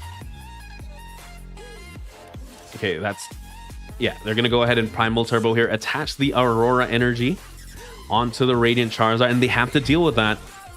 Oh no, they're going to attack with the Lugia V. Sorry, there might be an Aurora energy in the prizes. Yeah, that's right. It's Aurora, not a DTE. They're going to go for the big research. Do they need to research here? That doesn't hurt. There's not much left. They're looking in the deck. Everything depends on this 50-50 shot. There's nothing left in the deck. There's nothing. 2 prizes left. One of those prizes is Aurora energies for sure. It's literally a 50-50 here, chat. If Dalton can draw into the Aurora, that guarantees the game. This is it. Moment of truth. Wash energy. That's not it. That's not it. There's no way to attack now. It's up to Isaiah. If Isaiah can take this knockout. I'm trying to think if there's a way here. The only Pokemon that can attack is... If there was a DTE, they could have attacked with the Luminion at this point.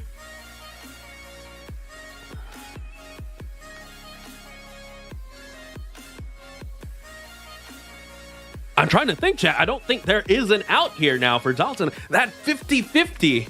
At the end, though, I saw the energy. Just wasn't the right energy, unfortunately.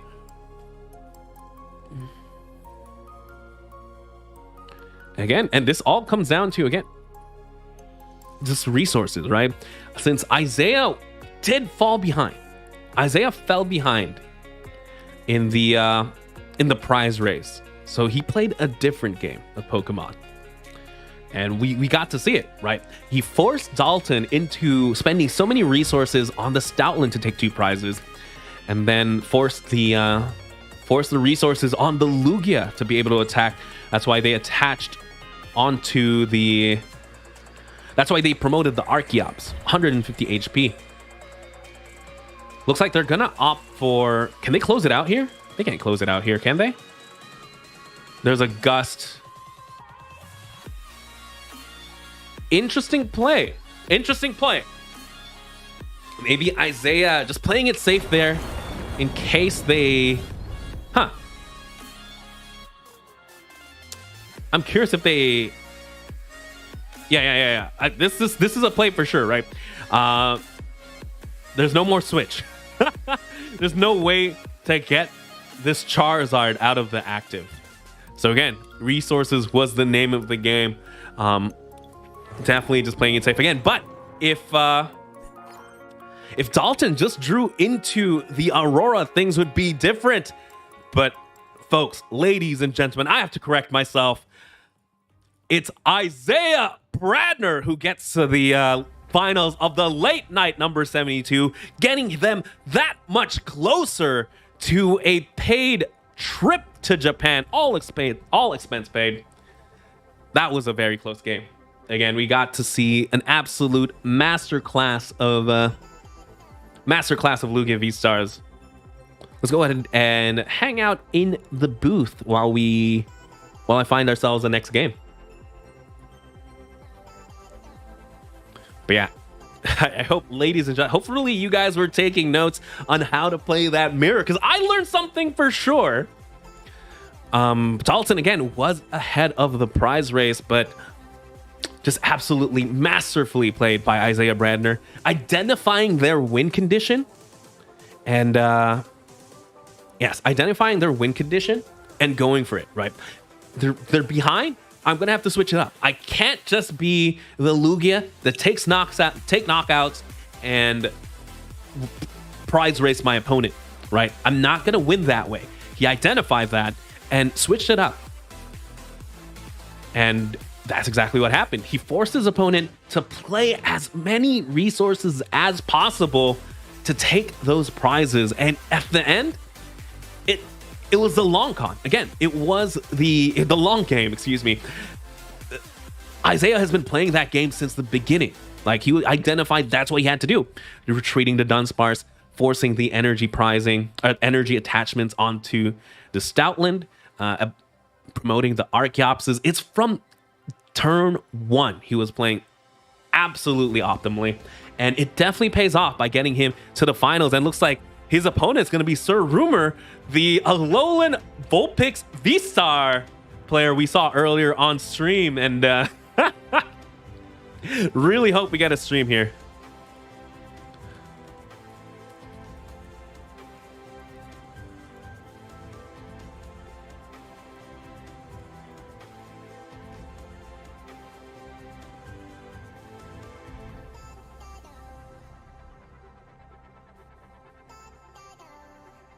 But yeah, again, would love to see this game. It's Alolan Vulpix V-Star against Lugia V-Star. This is going to be an interesting one. I'm trying to think, is Alolan Vulpix isn't protected from Amazing Rare Evoltal, but something I have to double check. Something I do have to double check. I want to check their both. There is a water energy? Yes. Oh, they aren't playing it though. There is a special water energy that does protect you from effects of attacks. If they get that attached to the Vulpix, as well as just getting the attack off, I'm trying to think, what does Lugia have in their kit to deal with that?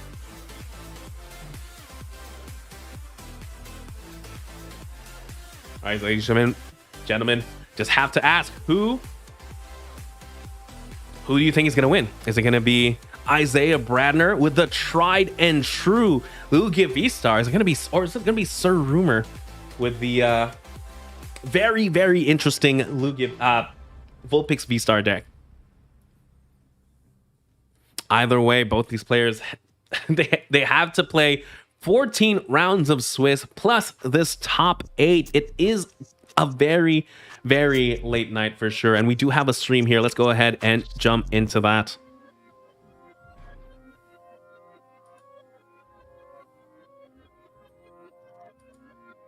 All right, ladies and gentlemen, this is the finals of the late night number 72. Isaiah Bradner against Sir Rumor here. Sir Rumor, again, Pokemon Rumor, again, was able to go first. This is very, very, very big, especially when you're in Arceus deck, right? You're not getting a turn 1 attack, except if you get the Trinity Charge DT, which they technically have in hand.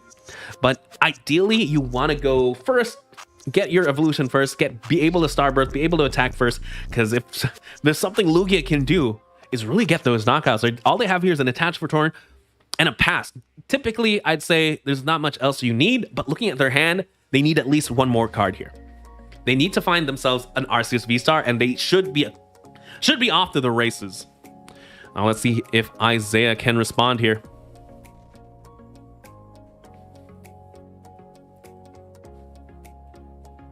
And looks like opting to bench the Stoutland V. Stoutland, actually, excuse me, Chan. I was thinking earlier, is there anything in Lugia's kit that can deal with a Vulpix V-Star? And it's Stoutland. Oddly enough, Stoutland does not have an ability and is a colorless Pokemon. That means it is powered. It can make use of the powerful colorless energy to get up there. Unfortunately, Vulpix V-Star only has 240 HP. Again, Wild Tackle plus 2 powerful energies. That should be enough. So, oh boy, I want to see how Pokemon Rumor really responds to this play here. We're gonna see the Luminion just grabbing the professor's research.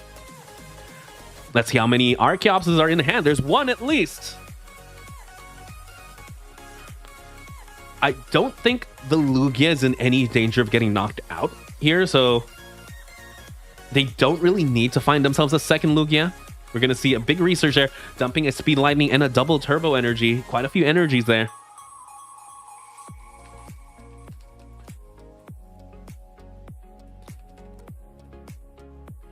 And if I had to guess, maybe just read the wind. You know, I can't think of anything here that can take a knockout on the Lugia.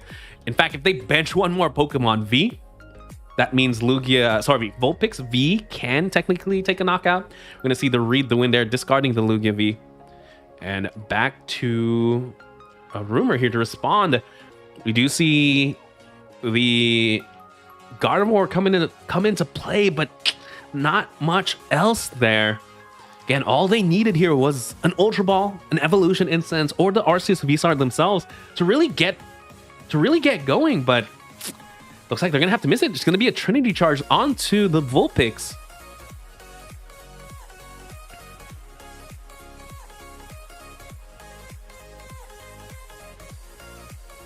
And yeah, everything is banking on this Vulpix to really close out the game, and with the Stoutland V on the bench, could get tough for sure. Something I'm sure Rumor wish he had set up was maybe the Flying Pikachu, right? Flying Pikachu can take a knockout on the Lugia V-Star. It isn't affected by the Stoutland V. Unfortunately, that is susceptible, though, to Amazing Rare Evoltol. But technically, Vulpix is as well before you get the big Parasol. So, Isaiah here definitely in a great spot.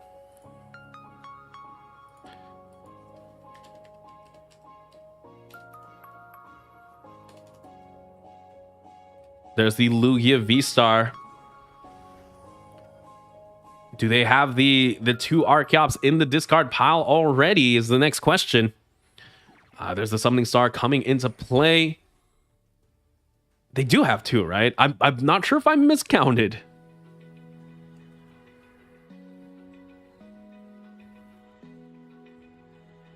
No, it is just 1. Yeah, that's what I was thinking. I'm pretty sure I only saw 1, but I didn't want to make that call.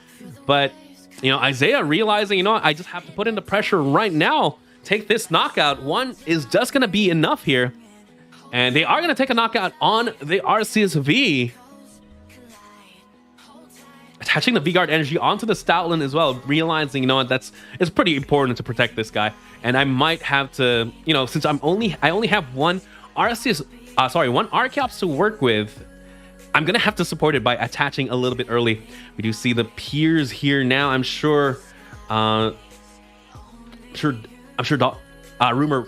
definitely wanted to see that a little bit earlier. Gonna attach a V-Guard energy. V-Guard energy on the Vulpix, actually. Bringing it up to 260 means they have to get all the powerfuls onto the Stoutland to be able to take this knockout. But oof, looks like didn't quite get the Vulpix V-Star, so they're gonna have to use the switch there onto the Crobat. Back to Isaiah again. Isaiah here is fresh from fresh from getting second place at the last Orlando Regional Championship. So a very, very veteran player. I'm sure. I mean, Isaiah Bradner, his resume is definitely long and storied. Definitely a seasoned player here. And there's the boss's orders on the Vulpix V, and that might be all she wrote here. Again, that was all that was set up. And yeah, Rahmore is just gonna go ahead and say, maybe I can do better game 2. And but yeah, we're gonna see here, just gonna see them play it out, get the primal turbo attachment onto the Stoutland there. That Stoutland should be pretty much good to go, right? That Stoutland should be able to knock out a Vulpix, especially with the choice belt. And yeah, there we go. We're going to game 2, but Isaiah Bradner does lead the game 1-0. And Isaiah Bradner, very, very seasoned player. Second place at Orlando Regional. 21st in the San Diego, 5th in Toronto. No stranger to day 2, so it's no surprise to see him here at the finals of the late night event.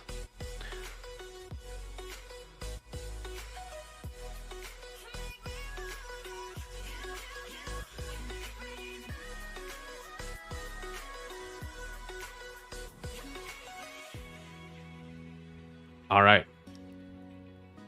Pokemon Rahmore here. It's going to opt to go first once again. Hand is definitely a lot better than earlier. Gets the DT attachment for turn, and it's going to be a pass there to Isaiah. Can Isaiah set up a Lugia? That's the name of the game here. I'm trying to think. Let me double check something. Does Rahmore here have access to get the 220 turn 2, right? Sometimes RCS players do have the play Zigzagoon, Choice Belts, Gust, right? That's 220 damage. Unfortunately, no. This is definitely a more defensive build, so no surprise there. But we're going to see the Capture Energy now come onto the Manaphy, and yeah, getting a Lugia V-Star into... Lugia V into play. Not too bad. That's all Isaiah really needed off this turn. Maybe getting a couple Archeopsis in the discard pile would help for sure.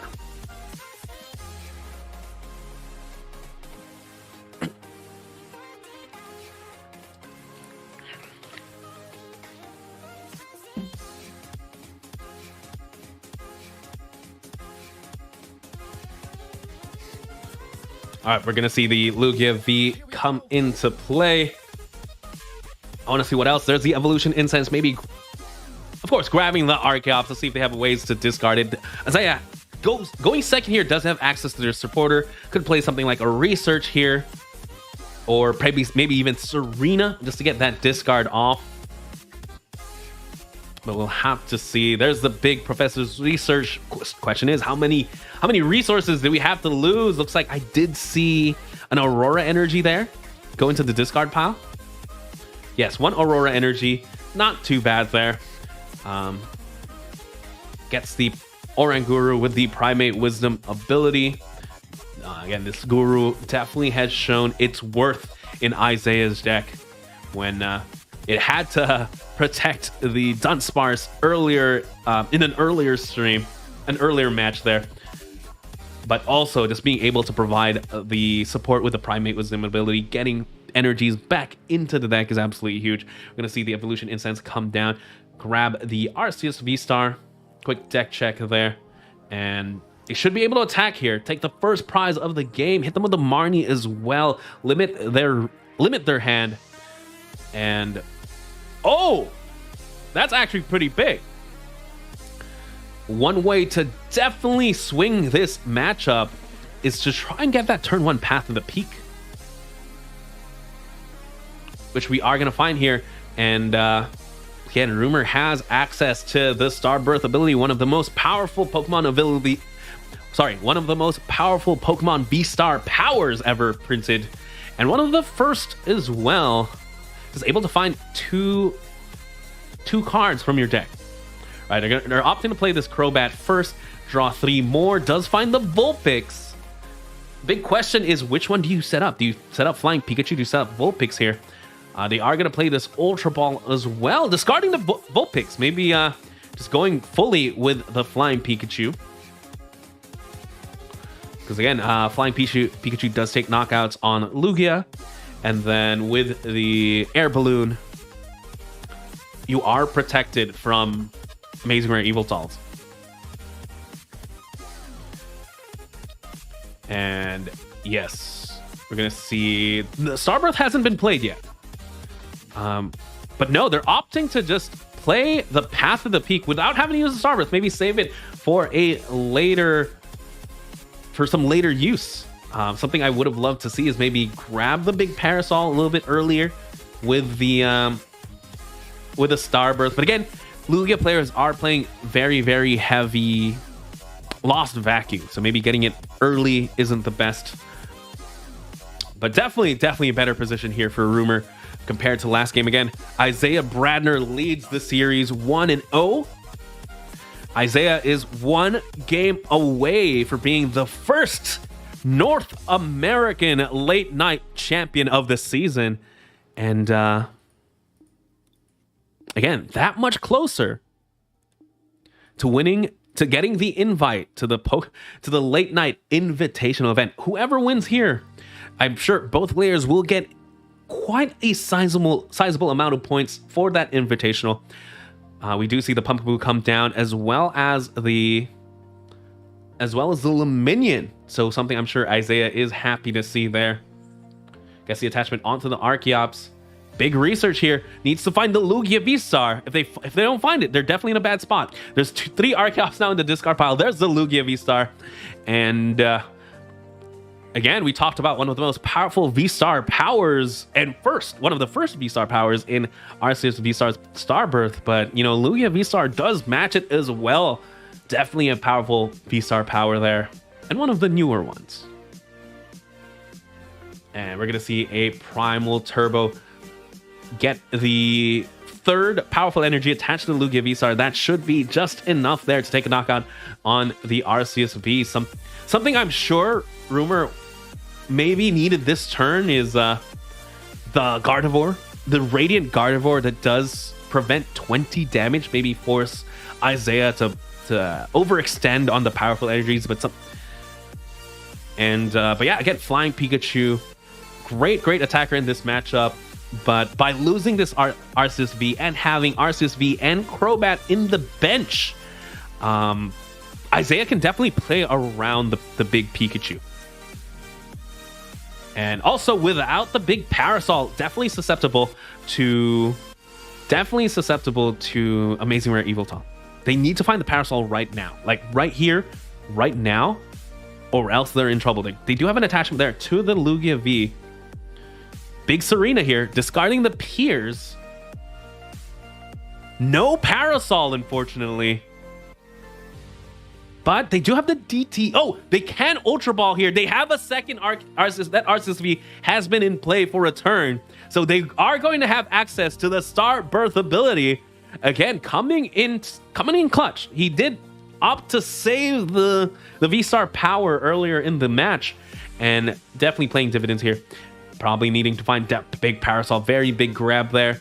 Not sure what else they're going to need from the hand. Maybe just another support. Maybe Gust, just to be safe. Radiant Gardevoir isn't going to do too much. Maybe protect the bench a little bit. Yes, holding on to the boss's orders just in case. I think definitely a great play there. And there we go. We're going to see the Max Balloon. 320 damage because Lugia is weak to lightning. And as well as being protected there from basic Pokemon. And Isaiah here can only attack with a basic. Oh, he can attack with the Archeops. Archeops is a stage 2 there. This can hit. He can attack with Archeops twice, take a knockout on Flying Pikachu. No, but we're going to see the Amazing Rare Evoltal. The name of the game now is, does Isaiah have the Lost Vacuum? If Isaiah has a Lost Vacuum, he'll definitely get a big threat out of play. We see the Primal Turbo just getting attached now to the amazing rare Eviltal. The rumor here is just thinking, does he have it? Big question. The tension here, folks, is palpable. Very close game indeed. We're gonna see the DT attachment onto the Archeops to pay for retreat. Big Marnie here. So they don't quite have it just yet. Off this Marnie. Can they get it? The boss's orders is going to leave the hand as well. If they don't have it here, chat. If they don't have it here, ladies and gentlemen, Rumor might just have enough in the tank to really run away with this game. We do see the Eviltal all powered up. Is the Archeops going to retreat? It could. And if he does retreat, is it going to be the Pumpkaboo? Is it going to be the Eviltal? It's going to be a pass there from Isaiah Bradner. Back to Rumor here. Does play the Luminion. Finds the boss's orders. Is going to just go ahead and deal with that amazing rare Eviltal. And what do you do now? If you're in Isaiah Bradner's shoes, how do you deal with this flying Pikachu? Still have to take 4 prizes. You definitely lost a lot of resources as well, since that Eviltal had all the energies. There's a quick GG there. And Rumor ties it up. Ladies and gentlemen, we're going to a game 3 here for the late night event. And who would have guessed? Alolan Vulpix V-Star takes a game against Lugia V-Star, one of the best decks in format, piloted by one of the best players in format, Isaiah Bradner. Whew, that was a tight one. That was a very close game. Something Isaiah now has advantage of is this is the first time in the best of 3 he's going to be able to go first. And let's see if he can take advantage of that. Ooh.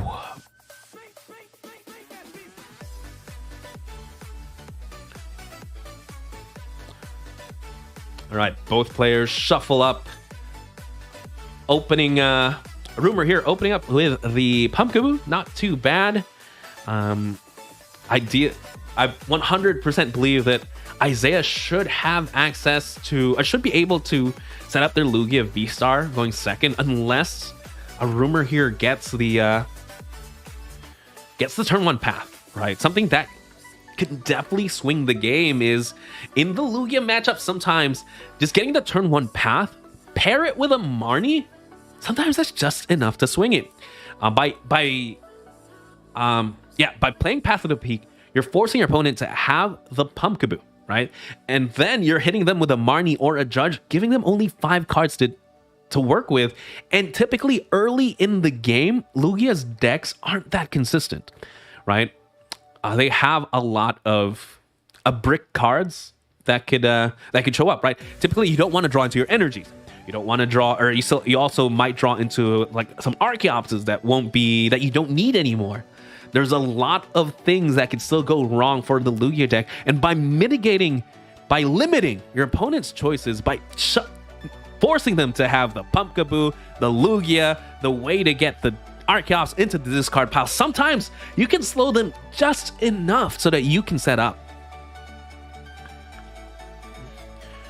We're gonna see the Isaiah Bradner there just grabbing the Oranguru, maybe also realizing, hey, you know what? That is, I need to make my hand a little bit better, maybe Marnie proof as well. They're gonna go ahead and switch the top card of the deck with something in their hand, and yeah, that's definitely a way to play around Marnie, right? By using Primate Wisdom, Marnie does not shuffle the deck. You shuffle your hand, put it to the bottom of your deck. That means whatever is on top of your deck stays on top of your deck. And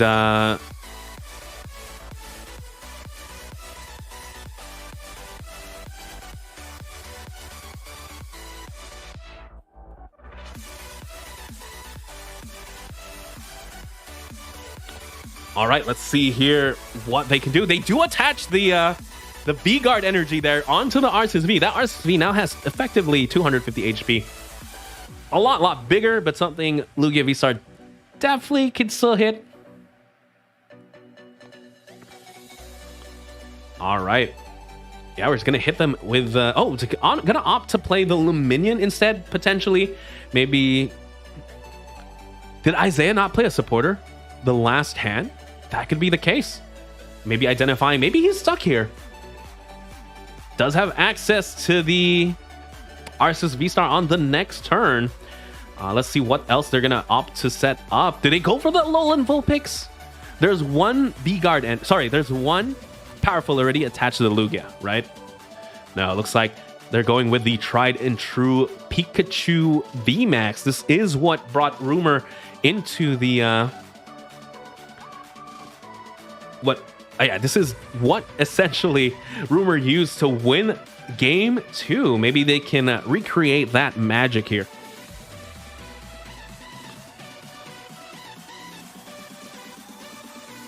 All right, next hand is looking good. That Ultra Ball definitely stung a little bit. Losing 2 Gust options to play this Crobat, I think just to get the most options for next turn.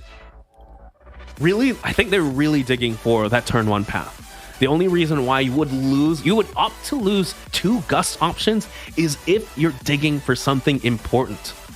And something important is definitely the turn 1 path to the peak. Looks like Isaiah there discarding the Stoutland. Maybe Rumor. The Vulpix is definitely looking a lot better right now. Gonna hit them with the Marnie. Hand was definitely looking good, but again, all it takes here is an Ultra Ball Evolution Incense or just drawing into the Lugia V-Star.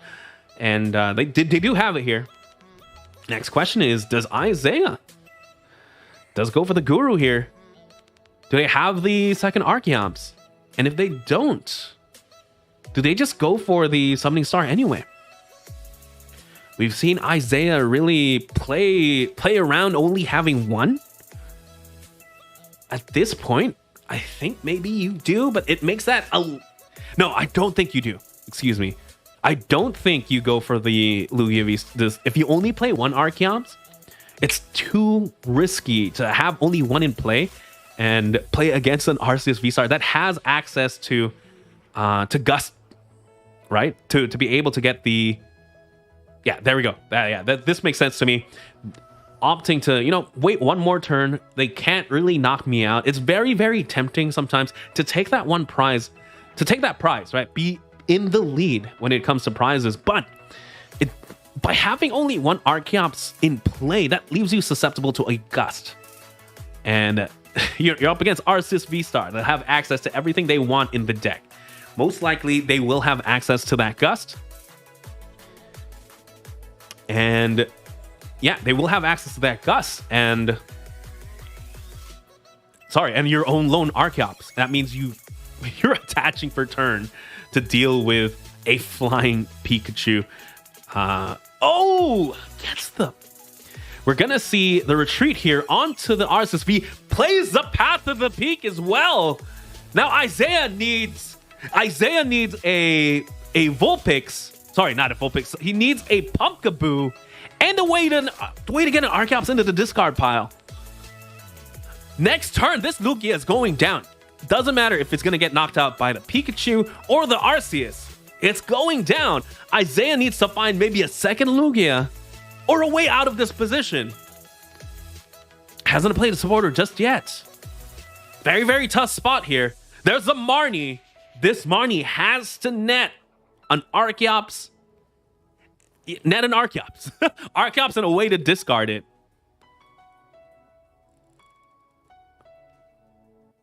They could just get one. They could get one Archeops, get double powerful, take a knockout on. They can't. They also need the Pumpkaboo. There's the Evolution Incense. Evolution Incense. If there is a Quick Ball in hand, you play it here. There's the Quick Ball. Discarding the Archeops is Pumpkaboo in the deck. Ladies and gentlemen, there's the Pumpkaboo. We do still have a game here. Pumpkaboo gets rid of Path to the Peak. And now Isaiah can finally use the Summoning Star V-Star power to get themselves two Archeopses. Now that Lugia is looking a lot more free. This Lugia can now go down. It's done its job. It's going to get 2 more powerful energies to be able to knock out Arceus V-Star. Wait, no, you need 3. This Lugia, this Arceus isn't going down, is it? You need 3?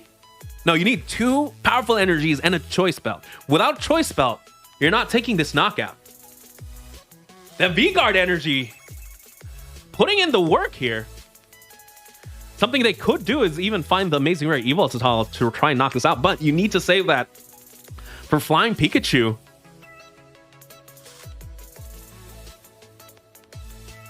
Oh boy, again, roller coaster of emotions for me. Sometimes I think Isaiah has it. Able to get the 2 Archeopsis down, finds the Pumpkaboo, bumps the path, but sometimes you walk 2 steps forward, 1 step back. You can't take a knockout on the Arceus. Identifying that, retreats to the Pumpkaboo. Not a bad play here. Going for the Ultra Ball. Not quite sure what they can find. Possibly Gust. Is there another Lumin? There's no more Luminion in the deck. There's no Luminion in the deck. They've already played their Crobat. They could try and set up a Vulpix V. Something they could do as well is just play down the... if they play down the Radiant Gardevoir, technically it would make that much harder to take a knockout on the... Sorry, take a knockout on the Arceus. Okay, back to Isaiah. Looks like they are just going to... They're going into the Archeops here. If I had to guess, maybe Capture Energy, finding... If I had to guess their hands, Capture Energy, maybe find the amazing rare Evoltile, set that up to take a knockout, because 300 HP, sometimes a little tough to deal with. Looks like it's an Ultra Ball there, discarding a boss's orders and a Heat Fire energy. Something we have to keep count of now is how much resources does Isaiah still have to work with. Ultra Ball, I had to guess, maybe find the Luminion. Luminion just going to just rip for the research potentially. Let me double check Isaiah's deck if they play any means of like a Skyla or an Irida to get the... No, it's going to be the research there.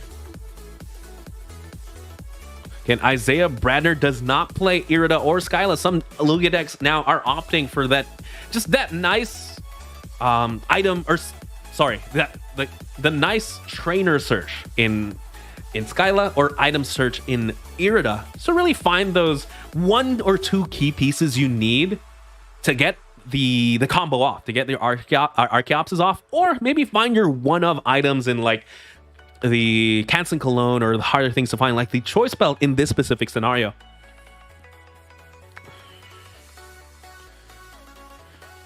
Let's see if they find it. Again, Isaiah needs to take a knockout this turn, or else he goes down to odd pricing off just the Arceus. You know, Arceus not typically the one you want to... Yeah, if...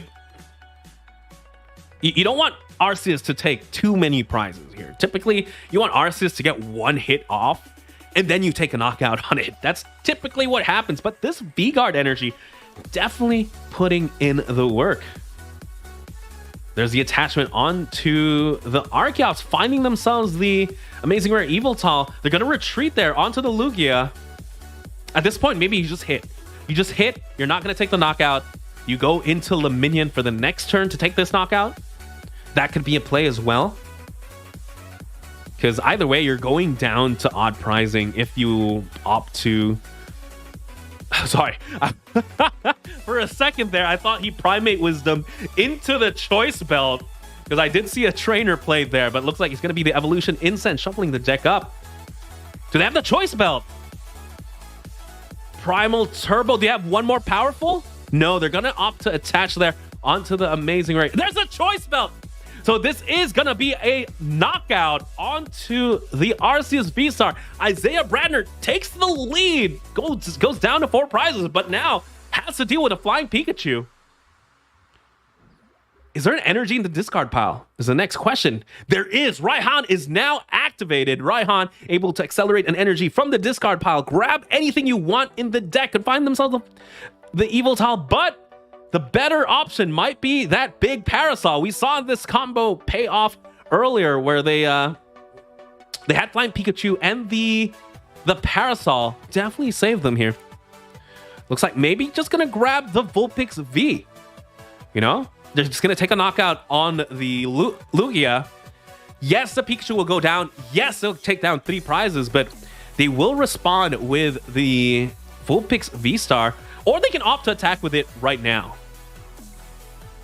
Yeah, it looks like that's exactly what they're gonna do. They're gonna go ahead and Snow Mirage there, take this knockout, 140 damage, go down to 3 prizes here. Something very, very scary. I'm sure they wanted that boss's orders a little bit earlier. Because as much as you want to tank, right? You're putting up this wall in Vulpix V-Star, in Flying Pikachu. These are walls. These are Pokemon that are very, very, very hard to knock out. You're forcing them to use their Evoltal here. However, you have a Luminion, you have a Crobat in the bench, right? Isaiah is 1 gust away right after this from winning this entire game, from winning the entire series. The Ultra Ball here should net them maybe Radiant Charizard, just set up the board, or potentially... No, yeah, definitely. I think Radiant Charizard is the grab here. If they have enough energies to facilitate that, either that or maybe find yourself another Lugia. Lugia is colorless energy attacker, a lot easier to attack with. You can attack with DTEs as well. Big decision here.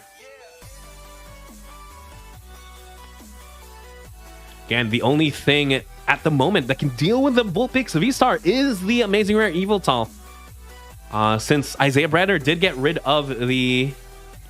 He did get rid of the Stoutland earlier in the match. Again, Stoutland does have the wild tackle attack for 200 damage that you can power up with powerful energy. There's the Amazing Rare Evoltal. And yeah, I have to see here. Do they bench the Lugia? There's the Lugia off a 3-card hat. They're going to take 2 prizes. They're going to take 2 prizes here. They're going to Primal Turbo onto that Lugia. How many energies do they have? They still have a Double Turbo in the deck. No, they don't. They don't have any more Double Turbo. Heat Fire. They have like 1 more powerful...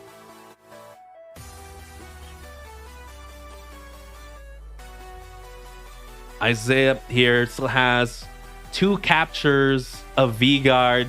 I think they should have enough. There's a Speed Lightning as well. They should still have enough to close out the game. There's the Amazing Destruction there. Take the knockout on the Vulpix. Taking 2 prizes as well. Isaiah has 5 cards in hand. Goes for the Flying Pikachu. They have to deal with the Evoltal. Let's see here. They do have the Gardevoir in hand. That's not gonna help out in this scenario, in my opinion, because Lugia does do a base of 220 damage. Lugia V-Star does a base of 220 damage. This could matter if the Lugia V stays a V, I guess. We're gonna see a Quick Ball here. Have the Quick Ball here. Quick Ball finds the Luminion. Luminion, is there any more Gust? Finds the boss's orders. Is there energy? Primal Turbo coming up. 1 capture. There it is, ladies and gentlemen. By playing this boss orders, bosses up the Luminion, takes the last 2 prizes of the game, goes around the Flying Pikachu. Isaiah Bradner is your late night number 72 champion. Absolutely intense game there. Played it absolutely beautifully. Had just enough resources to deal with Rumor's deck. Played around the Flying Pikachu. Played around the Flying Pikachu. Played around the Vulpix, and was able to take the win. Again, Isaiah Bradner, absolutely amazing player. If you check his Pokemon resume, he's no stranger to day 2. Again, just this season alone, getting multiple top 16 in multiple regional championship. But yeah, absolutely amazing. I think I got a little bit too excited myself with all the amazing plays here tonight. And yeah, again, but huge props to Pokemon Rumor bringing such an interesting deck to the late night series. I'm sure if you asked all the pro players here in a 270 person tournament, Vulpix was not going to make top cut, was not going to make the finals. No one, I'm sure it was in no one's bingo book that Alolan Vulpix V-Star makes it to a top cut to the finals of a 270 person tournament. But Pokemon Rumor, again, we got to see the power of that Vulpix really put in the work against like the likes of Hisuian Gudra, and pairing it up with the Flying Pikachu definitely put in work against Lugia V-Star himself. And yeah, just great game. I couldn't ask for a better final here for the late night invitational number 72.